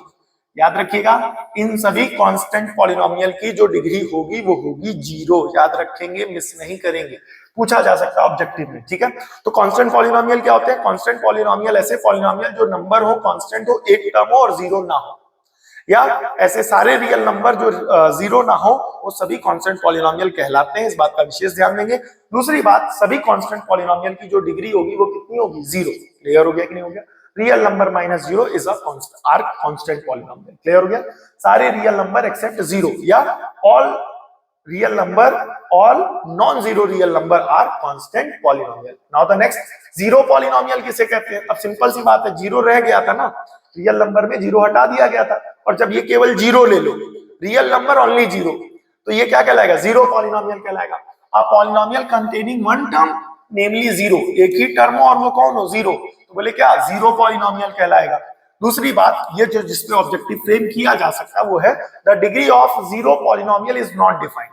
अब इसको बताएंगे कि कैसे इसको कैलकुलेट कर सकते हैं, समझ सकते हैं कि यहाँ पर नॉट डिफाइंड क्यों लिखा गया। बोले क्या, जो जीरो पॉलिनोमियल होता है, जो जीरो पॉलिनोमियल होता है उसकी डिग्री नॉट डिफाइंड होती है। अब ध्यान से सुनना, क्या 5 पॉलिनोमियल है? क्या 5 पॉलिनोमियल है? जी आंसर इज यस। हाँ, 5 हमारा एक पॉलिनोमियल है। ठीक है, दूसरी बात, 5 हमारा कैसा पॉलिनोमियल है? 5 हमारा कांस्टेंट पॉलिनोमियल है। ठीक है, क्यों? क्योंकि नंबर है। दूसरी बात, इस 5 की जो डिग्री है, इस 5 की जो डिग्री है वो कितनी है? द आंसर इज 0, बिकॉज जो 5 हमारा कांस्टेंट पॉलिनोमियल है और कांस्टेंट पॉलिनोमियल की जो डिग्री होती है वो हमेशा कितनी होती है? 0। याद रखिएगा। अगर आपसे कोई पूछे कि पाई कांस्टेंट है और क्या ये पॉलिनोमियल है? The answer is yes. हाँ, ये कांस्टेंट होने के साथ साथ पॉलिनोमियल भी है, बिकॉज पॉलिनोमियल का एक टाइप कांस्टेंट पॉलिनोमियल भी होता है। पॉलिनोमियल का एक टाइप क्या होता है? कांस्टेंट पॉलिनोमियल होता है। ठीक है, तो अब अगर पाई हमारा कांस्टेंट पॉलिनोमियल है तो बताओ अच्छा डिग्री कितनी होगी? The answer is 0।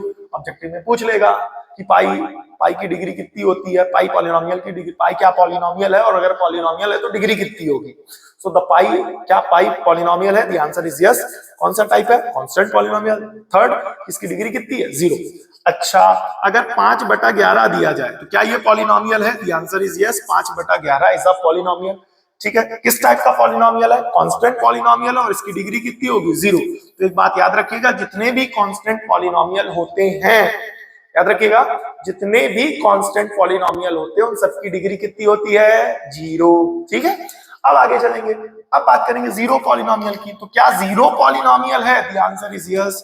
कौन सा टाइप ऑफ पॉलिनोमियल है? Zero polynomial. अब अगर यहां पूछा जाए डिग्री तो बोलोगे नॉट डिफाइंड। तो जीरो पॉलिनोमियल की जो डिग्री होती है वो नॉट डिफाइंड होती है। कैसे? ध्यान से देखना। जीरो के साथ आप x की पावर 1 लगा दो, जीरो के साथ x की पावर 5 लगा दो, जीरो के साथ x की पावर 7 लगा दो, सब सॉल्व होकर के सिंप्लीफाई होकर के क्या हो जाएंगे? 0। इसलिए यहाँ पर डिग्री नॉट डिफाइंड बोली गई है। नॉट डिफाइंड बोली गई है तो केवल याद नहीं कर लेना है, उसको समझने की कोशिश करनी है। कैसे? सर से पूछना है, मैम से पूछना है, हमसे पूछना है, जहां पढ़ते हो वहां पूछना है। क्लियर हो गया? हर एक चीज का एक रीजन है साइंस और मैथ्स में, उसी को जानने की कोशिश करनी। जहां वो जान लिया वो टॉपिक अपने आप आ गया। ठीक, आई होप जीरो पॉलिनोमियल का कॉन्सेप्ट अच्छे से क्लियर हुआ होगा। अब आइए आगे बढ़ते हैं, वैल्यू ऑफ पॉलिनोमियल की बात करेंगे। जैसे कि एक पॉलिनोमियल दिया गया है 2x स्क्वायर प्लस का 5x प्लस का 3। अब इसकी वैल्यू पूछी जाए कब? जब x की वैल्यू 2 है। तो क्या करेंगे? जहां जहां x है वहां वहां 2 रख देंगे। बोले 2 रख देंगे तो आइए 2 रख देते हैं। 2 इंटू 2 का स्क्वायर प्लस 5 इंटू 2 प्लस का 3। तो 2 इंटू 2 का स्क्वायर 4 होगा, 5 गुनाई 10 होगा और साथ में 3 होगा। 4 गुनाई 8 कर देंगे, 10 और 3 13 कर देंगे, 13 और 8 हो जाएगा 21। ये हो जाएगा इस पर्टिकुलर पॉलिनोमियल की वैल्यू कब? जब x बराबर 2 दिया गया है। तो बोले क्या? px बराबर 21 जब x कितना है? 2। आई होप समझ में आया होगा। आया कि नहीं है? वैल्यू ऑफ पॉलिनोमियल का मतलब क्या हो गया कि बस वो जो x जिस पॉइंट पर पूछा जाए, वैल्यू ऑफ पॉलिनोमियल है गिवन पॉइंट, तो जो भी पॉइंट दिया जाए उस पॉइंट को उठा करके रख दो, जो आ जाए यही वैल्यू कहलाएगी इस पॉइंट पर। इस पॉलिनोमियल की इस पॉइंट पर ये वैल्यू है। फॉर एग्जाम्पल एक और लेंगे एग्जाम्पल, p ऑफ x बराबर दे दिया गया है 7x प्लस का 5 और x बराबर 5 पर पॉलिनोमियल की वैल्यू पूछी गई है। तो इसका मतलब क्या है? जहां जहां x है वहां वहां उठा करके रख देंगे 5। तो इसका मतलब ये हुआ आपको निकालना है p ऑफ 5, जहां जहां x है वहां वहां रख देंगे 5। यानी 7 इंटू 5 प्लस का 5, 7 बना 35 प्लस का 5, तो 35 प्लस 5 40। इसका मतलब ये हुआ x बराबर 5 रखने पर पॉलिनोमियल की वैल्यू कितनी आएगी? 40। समझ में आया?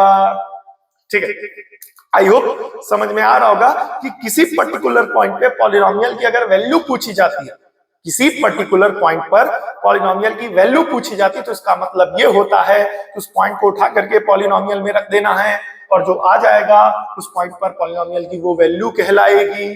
समझ में आया कि नहीं आया? अब बात करेंगे जीरोस ऑफ पॉलिनोमियल की। यहां से टॉपिक स्टार्ट होता है क्लास 10th का। अभी तक था वो 9th का था और आखिरी के कुछ टॉपिक्स जो थे जैसे स्टैंडर्ड फॉर्म और ये सारी चीजें ये कॉमन थी, ये 9th में भी रहेंगे और 10th में भी रहेंगे, और उसके पहले का केवल 9th में रहेगा, अब जो आगे चलेगा वो 10th में चलेगा, बट 9th की चीजों को लेकर के 10th में चलेंगे, क्योंकि पॉलिनोमियल 9th में भी है और 10th में भी है। आइए चलते ध्यान से देखेंगे बेटा, यहाँ पर द रियल नंबर ए, मान करके चलते हैं रियल नंबर ए, इसे जीरो कहा जाएगा। क्या कहा जाएगा? जीरो कहा जाएगा पॉलिनोमियल का, जब p ऑफ ए बराबर जीरो आ जाएगा। मतलब जैसे p ऑफ x बराबर दिया गया 2x प्लस का 1, समझना p ऑफ x बराबर कितना दिया गया 2x प्लस 1, तो यहां पर मान करके चलो x की वैल्यू रखी 2, ठीक है, तो 2 इंटू 2 प्लस का 1, तो 2 दूनाई 4 प्लस 1 बराबर कितना हो जाएगा 5, ठीक है। तो ऐसे x की अलग अलग वैल्यूज रखोगे तो अलग अलग आउटपुट आएगा, x की अलग अलग वैल्यू रखोगे तो आउटपुट भी कैसा आएगा, अलग अलग आएगा ना। तो एक पर्टिकुलर पॉइंट ऐसा होगा या कुछ पॉइंट्स ऐसे होंगे, ध्यान से सुनना, कुछ पॉइंट्स ऐसे होंगे या एक पर्टिकुलर पॉइंट ऐसा होगा जहां पर ये आउटपुट कितना हो जाएगा जीरो, ये आउटपुट कितना हो जाएगा जीरो। ऐसी सिचुएशन में जो x रखा गया होगा वो इस पॉलिनोमियल का क्या कहलाएगा, जीरोस। थोड़ा कम समझ में आया, एक बार फिर से लेंगे, p ऑफ x बराबर दिया गया x माइनस 1, ठीक है। अब हम यहाँ पर p ऑफ 1 निकालते हैं, ध्यान से सुनना, तो x की जगह 1 रखेंगे, 1 माइनस 1 जीरो, तो आपने देखा p ऑफ 1 कितना आ गया जीरो। इसका मतलब ये हुआ कि x बराबर 1 रखने पे p ऑफ 1 कितना आ रहा, जीरो। तो x बराबर 1 रखने पे पॉलिनोमियल कितना आउटपुट दे रहा है, जीरो। तो पॉलिनोमियल का आउटपुट जीरो होने के कारण x बराबर 1 इस पॉलिनोमियल का क्या कहलाएगा, जीरोस कहलाएगा। मतलब x की वो वैल्यू जो पॉलिनोमियल को जीरो बना दे, x की वो वैल्यू जो पॉलिनोमियल को जीरो बना दे, जीरोस कहलाएगी। ठीक है, समझ में आया कि नहीं है? मतलब x की वो वैल्यू जो पॉलिनोमियल का आउटपुट कितना कर दे, जीरो, वो कहलाएगी zeros of polynomial. Zeros of polynomial यहाँ का काम कौन करेगा, x की वैल्यू जो उसको जीरो बना रही है। क्लियर हो गया? आगे चलते हैं, ठीक है। अब ध्यान से देखेंगे relation between zeros and coefficients. अच्छा, एक चीज और यहाँ पर ध्यान से देखेंगे, क्लियर हो गया कि नहीं हो गया? दो बातें ध्यान देना, एक बातें जो हमने आपको यहाँ बताई है, ध्यान से सुनना। कहाँ चला गया? Maximum number of terms. किसी भी पॉलिनोमियल में मैक्सिमम नंबर ऑफ टर्म्स किसके बराबर होंगे, डिग्री प्लस 1 के। याद रखना, ऑब्जेक्टिव में पूछा जा सकता है ये वाला, जैसे कि ये, ठीक है। फिर कहोगे पढ़ा नहीं था, एनसीईआरटी ने आउट ऑफ सिलेबस पूछ लिया, 11th क्लास का क्वेश्चन पूछ लिया, आईआईटी क्वेश्चन पूछ लिया, ठीक है। तो जब किसी भी टॉपिक को पढ़ो थोड़ा सा और ब्रीफ में, डिटेल में लेकर के उस टॉपिक के कॉन्सेप्ट को चलते चलो, ठीक है, जिस हिसाब से पेपर बन रहा। दूसरी बात, तो अगर पॉलिनोमियल की, ध्यान से सुनना यहाँ पर, ठीक है, जीरो समझ में आ गया ना, तो यहां पर समझो कि अगर पॉलिनोमियल है p ऑफ x बराबर, कोई भी पॉलिनोमियल है p ऑफ x, ठीक है, जैसे फॉर एग्जांपल एक पॉलिनोमियल है हमारी px, ठीक है। अब अगर इसकी डिग्री 5 है, डिग्री n है, ध्यान से सुनना, डिग्री n है, तो मैक्सिमम नंबर ऑफ टर्म्स कितने होंगे, n प्लस 1, या कह सकते हैं d प्लस 1। क्लियर हो गया कि नहीं हो गया? तो किसी भी पॉलिनोमियल में जो उसकी डिग्री होगी उसमें प्लस 1 कर दोगे तो उस पॉलिनोमियल की स्टैंडर्ड फॉर्म के मैक्सिमम नंबर ऑफ टर्म्स मिलेंगे, या उस पॉलिनोमियल के मैक्सिमम नंबर ऑफ टर्म्स मिलेंगे, कि उस पॉलिनोमियल में मैक्सिमम नंबर ऑफ टर्म्स इतने हो सकते हैं। दूसरा, अगर पॉलिनोमियल की डिग्री n है तो ऐसी सिचुएशन में maximum number of zeros, maximum number of zeros कितने होंगे, वो n के बराबर होंगे, या कह सकते हो d के बराबर होंगे। फॉर एग्जांपल, जैसे कि यहाँ पर हमने जीरोस पढ़े, तो x की कितनी वैल्यू हो सकती है, यहाँ पर ध्यान से सुनना, इस पॉलिनोमियल के लिए x की ऐसी कितनी वैल्यूज हैं जिसको अगर यहाँ रखा जाए तो आउटपुट कितना आ जाए, जीरो। इस पर्टिकुलर पॉलिनोमियल के लिए x की ऐसी कितनी वैल्यूज हैं जिसको अगर यहाँ रखोगे तो जीरो आ जाएगा। The answer is 1। क्यों? यहाँ पर डिग्री कितनी है, 1।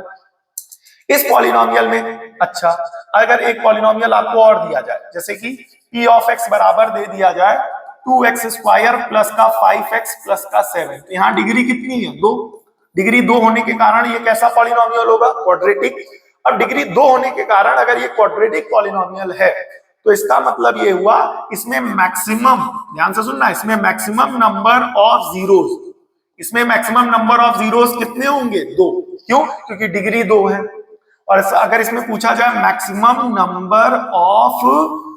नंबर ऑफ टर्म्स पूछे जाए तो द आंसर विल बी 3। बोले क्या, n प्लस 1 का कॉन्सेप्ट लगेगा।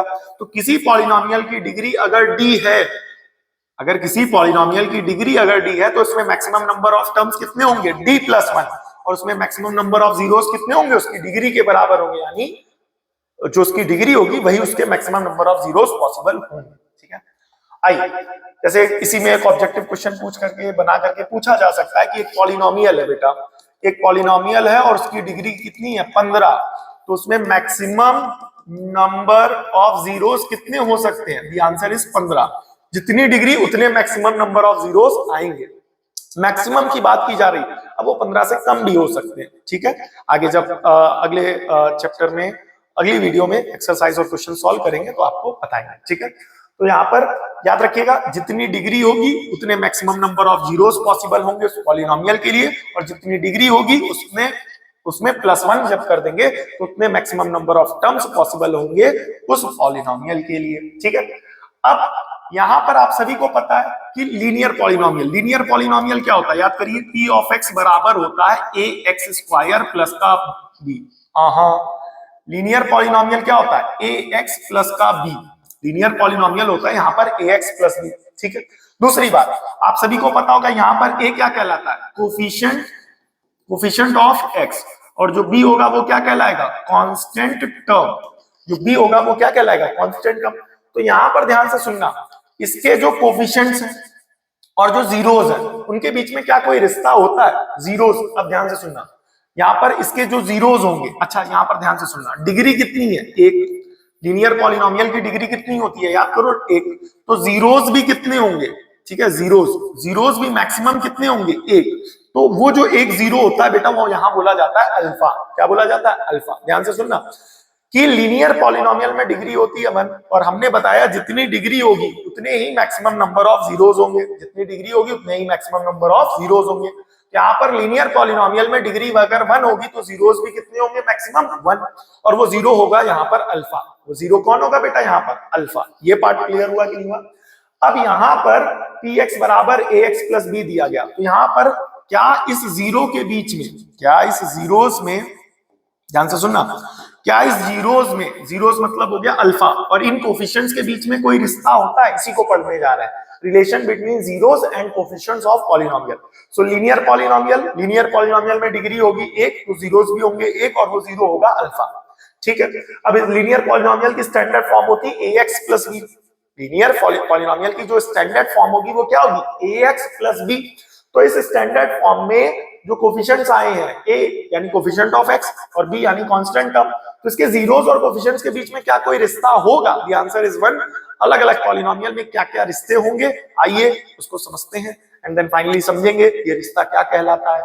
ठीक है, सो पहला यहाँ पर एक ही रिश्ता होगा एंड दैट इज जीरोस का। क्या बेटा, जीरोस का रिश्ता होगा। ठीक है, जीरोस का, जिसका फॉर्मूला होगा बेटा माइनस का b/a। बोले कैसे बना, ध्यान से सुनना, ये रिलेशन कैसे बना। यहाँ पर ax प्लस b बराबर लिख दो 0। अच्छा, क्यों लिख दो 0, क्योंकि हम जीरोस फाइंड करने जा रहे हैं। तो जब जीरोस फाइंड करेंगे तो ये पॉलिनोमियल का जो आउटपुट होगा वो किसके बराबर होगा, 0 के बराबर आएगा। अब प्लस का b उधर ले जाओ, प्लस का b जब आप उधर ले जाओगे तो ax बराबर माइनस का b, a मल्टीप्लाई हो रहा तो उधर भेज दो तो माइनस का b/a। ये पार्ट आया कि नहीं है। तो इस x की वैल्यू को ही तो जीरोस बोलते हैं, x की वैल्यू को ही तो जीरोस बोलते हैं। तो यहाँ पर एक ही जीरो है अल्फा, जिसका फॉर्मूला हो जाएगा माइनस का b/a। तो अल्फा बराबर हो जाएगा जीरोस। अब जीरोस कितने होते हैं, एक ही होते हैं, अल्फा, जो कि होगा अल्फा माइनस का b/a। समझ में आया कि नहीं है। सो अल्फा बराबर क्या हो जाएगा, माइनस का b/a। पहली बात, इस b को क्या कहेंगे बेटा, कांस्टेंट टर्म, और a को कहेंगे coefficient of x। Linear polynomial में ध्यान से सुनना, क्या टॉपिक पढ़ रहे हैं कि किसी भी पॉलिनोमियल के जीरोस और उसके कोफिशिएंट्स के बीच में क्या रिश्ते होते हैं, कितने रिश्ते होते हैं, और ये रिश्ता क्या कहलाता है। ठीक है, लीनियर पॉलिनोमियल की बात की गई है। लीनियर पॉलिनोमियल की जो हमारी स्टैंडर्ड फॉर्म होती ax plus b। Linear polynomial की जो हमारी स्टैंडर्ड फॉर्म होती ax प्लस b। पहली बात, इसमें डिग्री होती है हमारी 1, जीरोस होंगे 1, जो कि क्या होगा, अल्फा। ठीक है, दूसरी बात, यहाँ पर a को कहा जाएगा कोफिशिएंट ऑफ x और b को कहा जाएगा कांस्टेंट टर्म। तीसरी बात, यहाँ पर एक ही रिश्ता होता है एंड दैट इज जीरोस बराबर माइनस b/a। जीरोस का मतलब हो गया अल्फा, तो अल्फा बराबर माइनस b/a। और यहाँ पर ये पर्टिकुलर रिलेशन कैसे बनता है ये भी बताया गया है। ठीक है, आइए नेक्स्ट आगे चलते हैं, ध्यान से देखेंगे बेटा। क्वाड्रेटिक पॉलिनोमियल, अब ध्यान से सुनना, क्वाड्रेटिक पॉलिनोमियल की जो स्टैंडर्ड फॉर्म होगी वो होगी ax स्क्वायर प्लस का bx प्लस का c। पहली बात, यहां पर डिग्री कितनी होगी बेटा? 2, ठीक है। मैक्सिमम नंबर ऑफ टर्म्स कितने होंगे? The formula is d plus 1, degree है 2 प्लस 1, तो टोटल कितने हो जाएंगे? 3।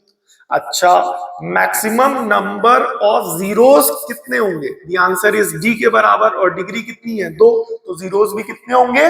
2, ठीक है। जीरोस भी कितने होंगे? 2। अब ये जीरोस कौन कौन होंगे याद रखिएगा, पहला जीरोस कहलाएगा अल्फा एंड दूसरा जीरोस कहलाएगा बीटा। पहला जीरोस कहलाएगा अल्फा और दूसरा जीरोस कहलाएगा बीटा, ठीक है। नाउ द नेक्स्ट, ठीक है, ये हो गया हमारा स्टैंडर्ड पॉलिनोमियल, डिग्री हो गई 2, मैक्सिमम नंबर ऑफ जीरोस हो गए d प्लस 1 यानी 2 प्लस 1, ठीक है, यानी 3, ठीक है, 2 जीरोस हो गए। अच्छा, एक चीज और, यहां पर a को क्या कहेंगे? कोफिशिएंट ऑफ एक्स स्क्वायर, ठीक है। b को क्या कहेंगे? कोफिशिएंट ऑफ x, और c का मतलब क्या हो जाएगा? कांस्टेंट टर्म, ठीक है। अब यहां पर हमें पढ़ना है रिलेशन बिटवीन, क्या बेटा? Relation between zeros and coefficient, zeros and coefficients of quadratic polynomial. So पहला जो रिलेशन बनेगा वो बनेगा सम ऑफ जीरोस। यहां पर देखिएगा, यहां पर एक ही रिलेशन बनता है एंड दैट इज जीरोस, ठीक है। यहां पर 2 जीरो रिलेशन बनेंगे, ध्यान से देखना। पहला रिलेशन कहलाएगा सम ऑफ जीरोस, क्या कहलाएगा? पहला रिलेशन कहलाएगा सम ऑफ जीरोस, जिसका फॉर्मूला होगा माइनस का b by sum of zeros, का मतलब जीरोस का करा देना है सम। तो यहाँ जीरोस कौन कौन है? अल्फा और बीटा, तो जब आप दोनों का सम कराएंगे तो फॉर्मूला बनेगा अल्फा प्लस बीटा, जो कि होगा minus b by a। Sum of zeros को हम लोग s से भी रिप्रेजेंट करते हैं, ठीक है। तो s बराबर माइनस का b बटा a। यहाँ पर b क्या है बेटा? कोफिशिएंट ऑफ x, और a क्या है? कोफिशिएंट ऑफ x स्क्वायर, ठीक है। यहाँ पर जो दूसरा रिलेशन बनेगा, ध्यान से सुनना, फिर से बता रहे हैं, लीनियर में एक ही रिलेशन होगा, क्वाड्रेटिक में 2 रिलेशन होंगे। रिलेशन लीनियर में जो एक रिलेशन होगा वो सिंपल है जीरोस, क्वाड्रेटिक में जो 2 रिलेशंस होंगे उसमें पहला कहलाएगा सम ऑफ जीरोस और दूसरा कहलाएगा प्रोडक्ट, क्या बेटा? Product of zeros. Product of zeros का फॉर्मूला होगा c by a। Product of zeros का फॉर्मूला क्या होगा? c by a। Product of zeros मतलब ये जो जीरोस है इनको मल्टीप्लाई करा दो, तो 2 जीरोस है, पहला है अल्फा दूसरा है बीटा, तो दोनों को मल्टीप्लाई करा दिया, फॉर्मूला लगा दिया c बाय a। तो प्रोडक्ट ऑफ जीरोस बराबर c बाय a। अब प्रोडक्ट ऑफ जीरोस को यहाँ पर p से भी रिप्रेजेंट कर सकते हैं। Once again, product of zeros का फॉर्मूला क्या होता है? c bye. अब c को क्या कहते हैं? कांस्टेंट टर्म, और a को क्या कहते हैं? Coefficient of x square. याद रखिएगा, यहाँ पर c क्या है, b क्या है, ये सब पहले बता दिया, ठीक। मूविंग टू द नेक्स्ट, ठीक है। ये समझ में आ गया कि नहीं आ गया? एक बार फिर से रिवाइज करा देते हैं। क्वाड्रेटिक पॉलिनोमियल की स्टैंडर्ड फॉर्म होगी ax स्क्वायर प्लस का bx प्लस का c, डिग्री होगी 2, मैक्सिमम नंबर ऑफ टर्म्स होंगे d प्लस 1 यानी 2 प्लस 1 यानी 3, मैक्सिमम नंबर ऑफ जीरोस जितने होंगे किसके बराबर होंगे? डिग्री के बराबर। डिग्री कितनी है? 2, तो जीरोस भी कितने होंगे? 2, and the first zeros will be known as alpha and the second zeros will be known as beta. Now यहाँ पर a जो होगा वो कहलाएगा coefficient of x square, b कहलाएगा coefficient of x and c कहलाएगा कांस्टेंट टर्म, ठीक है। Now the next, relation between zeros and coefficients. तो यहाँ पर 2 रिलेशंस होंगे, पहला होगा सम ऑफ जीरोस, दूसरा होगा प्रोडक्ट ऑफ जीरोस। अब आइए बात करते हैं क्यूबिक पॉलिनोमियल की।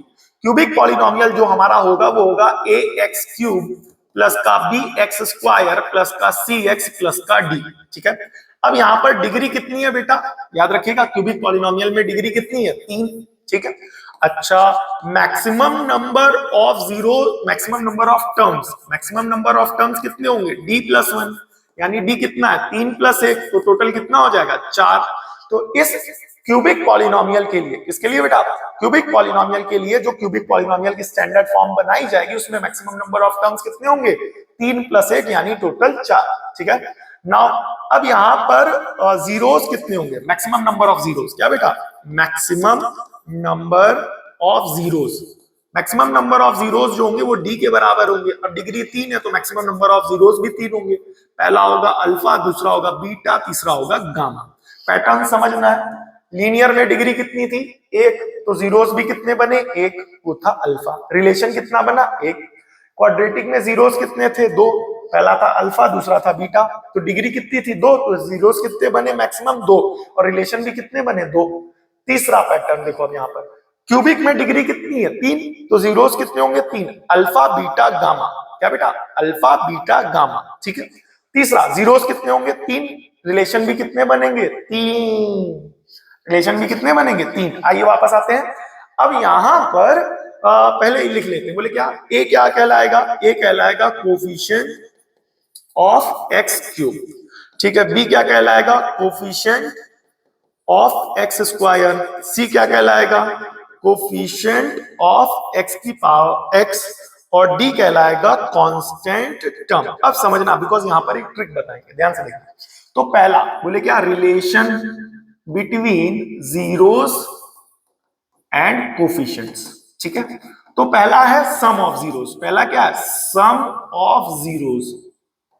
तो सम ऑफ जीरोस का फॉर्मूला होगा माइनस बी बाय, लेकिन यहां पर भी सम ऑफ जीरोस का फॉर्मूला था माइनस बी बाय, लेकिन डिफरेंस है, यहां बी था कोफिशिएंट ऑफ एक्स और ए था कोफिशिएंट ऑफ एक्स स्क्वायर, लेकिन यहां पर बी क्या होगा, कोफिशिएंट ऑफ एक्स स्क्वायर, और ए क्या होगा, कोफिशिएंट ऑफ एक्स क्यूब। पहली बात, सम ऑफ जीरोस का मतलब जीरोस का सम करा दीजिए, यानी alpha plus beta plus gamma बराबर माइनस का बी बाय ए। तो ये हो गया हमारा रिलेशन, सम ऑफ जीरोस मतलब माइनस बी बाय जीरोस का सम, यानी alpha plus beta plus gamma, formula क्या आएगा, माइनस बी बाय। और बी क्या है यहां पर, है कोफिशिएंट ऑफ एक्स स्क्वायर, और ए क्या है, कोफिशिएंट ऑफ एक्स क्यूब, ठीक है। अगला ध्यान से देखना, दूसरा है sum of product of zeros taken two at a time, taken two at a time, ठीक है। तो इसका फॉर्मूला होगा सी बाय, क्या होगा, सी बाय। इसका मतलब क्या, सम कराना है। अच्छा भाई, सम कराना, ध्यान से सुनना, ये जो लिखा है इसी को समझ लो, अपने आप आ जाएगा।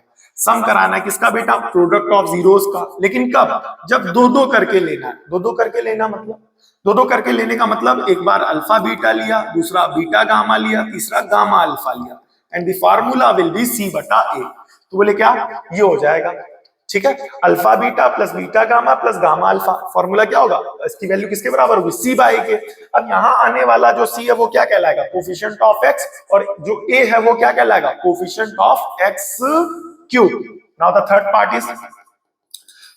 इज प्रोडक्ट ऑफ जीरोस, क्या बेटा, प्रोडक्ट ऑफ जीरोस। तो थर्ड पार्ट का फॉर्मूला, प्रोडक्ट ऑफ जीरोस का फॉर्मूला होगा माइनस का डी बटा ए, क्या हो जाएगा, माइनस का डी बटा ए, ठीक है। प्रोडक्ट ऑफ जीरोस मतलब तीनों जीरोस का प्रोडक्ट, यानी मल्टीप्लाई करा दो, तो जो मल्टीप्लाई कराओगे अल्फा बीटा गामा बराबर माइनस का डी बटा ए।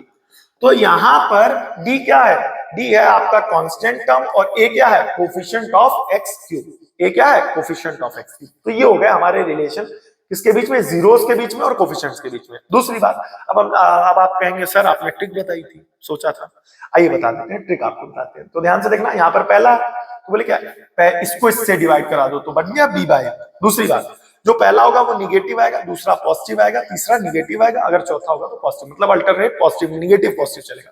पहला रिलेशन निगेटिव, फिर दूसरा पॉजिटिव, फिर तीसरा निगेटिव, फिर चौथा पॉजिटिव, पहला। दूसरी बात, पहले रिलेशन के लिए इसको पिछले से डिवाइड करो तो बन गया बी बाय, और पहला है तो निगेटिव। दूसरे वाले में ध्यान से देखना, ठीक है, दूसरे वाले में ध्यान से देखना। दूसरे वाले में क्या करो, पहले इसको इससे डिवाइड करा दो, फिर इसको इससे डिवाइड करा दो। तो जब इसको इससे डिवाइड कराओगे तो बनेगा बी बटा ए, और इसको इससे डिवाइड कराओगे तो बनेगा सी बटा ए। पहला वाला निगेटिव, दूसरा वाला पॉजिटिव, तीसरा। अब इसमें तीन रिश्ते बनेंगे, तो इसको इससे डिवाइड कराओ, इसको इससे डिवाइड कराओ, इसको इससे डिवाइड कराओ, पहला, ठीक है। तो इसको इससे डिवाइड कराओगे बचेगा, बनेगा बी बटा ए, इसको इससे डिवाइड कराओगे तो बनेगा सी बटा ए, इसको इससे डिवाइड कराओगे तो बनेगा डी बटा ए, पहली बात।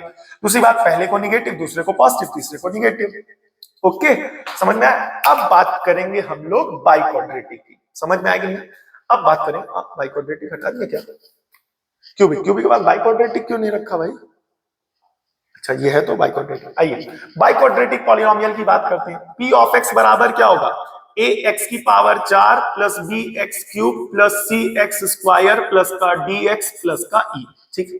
यहां पर डिग्री कितनी है, 4, तो मैक्सिमम नंबर ऑफ टर्म्स जो होंगे वो कितने होंगे, 4। डिग्री कितनी है, 4, तो मैक्सिमम नंबर ऑफ टर्म्स कितने होंगे, हाँ गलत कर रहा हूं ना, मैक्सिमम नंबर ऑफ टर्म्स कितने होंगे, d प्लस 1 यानी 4 प्लस 1 यानी 5, और मैक्सिमम नंबर ऑफ जीरोस कितने होंगे, मैक्सिमम नंबर ऑफ जीरोस होंगे d के बराबर, किसके बराबर होंगे, d के बराबर, और d कितना है, 4। वो 4 जीरोस कौन होंगे, alpha beta gamma and delta, पहली बात। दूसरी बात, यहां पर ये जो a आएगा ये क्या कहलाएगा, कोफिशिएंट ऑफ x की पावर 4। b क्या कहलाएगा, coefficient of x cube.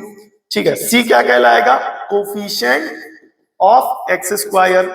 d क्या कहलाएगा, कोफिशिएंट ऑफ x। और e क्या कहलाएगा, कांस्टेंट टर्म। ये पार्ट क्लियर हुआ कि नहीं हुआ। a क्या कहलाएगा, x की पावर 4 का कोफिशिएंट। b क्या कहलाएगा, x क्यूब का कोफिशिएंट। c कहलाएगा x स्क्वायर का कोफिशिएंट। d कहलाएगा x का कोफिशिएंट और e कहलाएगा कांस्टेंट टर्म। क्लियर हो गया कि नहीं हो गया। अब यहां पर बात करेंगे relation between zeros and coefficient. ठीक है, तो हमने पैटर्न बताया था फॉर्मूला बनाने का, बोले क्या, b by c by d by e by. पहली बात। दूसरी बात, अल्टरनेट निगेटिव पॉजिटिव चलाना, पहला निगेटिव फिर पॉजिटिव फिर निगेटिव फिर पॉजिटिव फिर जो आ जाए। ठीक है, सो पहला है बेटा सम ऑफ जीरोस। पहला रिलेशन क्या है, sum of zeros. Sum of zeros का फॉर्मूला चलेगा माइनस का b बटा a। सम ऑफ जीरोस मतलब alpha plus beta plus gamma plus delta. ठीक है, सम माइनस का b बटा a। यहां पर b क्या कहलाएगा, याद रखिएगा, कोफिशिएंट ऑफ x क्यूब और a कहलाएगा कोफिशिएंट ऑफ x की पावर 4। ठीक है, दूसरा यहां पर कराना है क्या, sum of product of zeros taken two at a time. दो करके जोड़ा गया, मतलब alpha beta plus beta gamma plus gamma gamma delta plus delta alpha. तो इसका फॉर्मूला हो जाएगा c बटा a। तो बताया था, एक बार b को a से डिवाइड कराओ, अगले रिलेशन के लिए c को a से डिवाइड कराओ। दूसरी बात, पहला निगेटिव दूसरा पॉजिटिव। ठीक है, यहां पर c क्या कहलाएगा, कोफिशिएंट ऑफ x क्यूब और a कहलाएगा कोफिशिएंट ऑफ x की पावर 4। ठीक है, तीसरा रिलेशन करेंगे सम ऑफ, क्या बेटा, sum of product of zeros taken 3 at a time. तीन करके जोड़ा गया। तो अब बोले क्या, तीन करके जोड़ना है, बोले कौन, alpha beta gamma beta gamma beta gamma delta, फिर उसके बाद गामा डेल्टा अल्फा बीटा। नहीं समझे बेटा, एक एक करके जोड़ डाला पूरा, अल्फा से शुरुआत किया और डेल्टा पर खत्म किया। मतलब अगर यहाँ अल्फा है तो यहाँ डेल्टा, यहाँ गामा है तो यहाँ बीटा। क्लियर हो गया नहीं हो गया, मतलब अल्फा बीटा गामा, भाई alpha beta gamma delta alpha और डेल्टा अल्फा बीटा। क्लियर हो गया कि नहीं हो गया। तो इसका फॉर्मूला क्या बनेगा, बताया था, b बटा a हो गया, c बटा o हो गया, तो अब आ जाएगा d बटा a। तीसरी बात, अब ये निगेटिव होगा बिकॉज ये निगेटिव ये पॉजिटिव ये निगेटिव। समझ में आ गया। अब अगला चौथा जो रिलेशन आएगा दैट विल बी क्या, प्रोडक्ट ऑफ जीरोस। इसका फॉर्मूला क्या होगा बेटा, लास्ट e बटा a। प्रोडक्ट ऑफ जीरोस मतलब अल्फा बीटा गामा डेल्टा, जिसका फॉर्मूला होगा e बटा a। ठीक है, e बटा a मतलब ये वाला। दूसरा नेगेटिव पॉजिटिव। ठीक है भाई, खत्म हो गया, टुके रहना।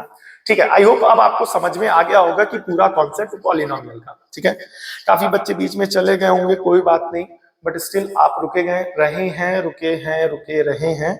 सो उम्मीद करता हूं आपको ये कॉन्सेप्ट अच्छे से समझ में आएगा। पहली बात, 2-3 बातें विशेष हैं, ध्यान से सुन के समझ के जाइएगा। नया सेशन स्टार्ट हुआ, अच्छे से पढ़िए, डेप्थ में पढ़िए, जितना ज्यादा डिटेल में। अब जैसे तो ये तो सिलेबस में नहीं है, या डिग्री को लेकर के था कि अगर डिग्री इतनी है तो मैक्सिमम नंबर ऑफ टर्म्स कितने होंगे, डिग्री इतनी है तो मैक्सिमम नंबर ऑफ जीरोस कितने होंगे। तो ये सारी जो बेसिक की बातें हैं ना, वो एनसीईआरटी की वो जो छोटी छोटी लाइनें होती हैं वहां पर दबी हुई होती हैं, वो सब निकाल करके आपको बताई जा रही है।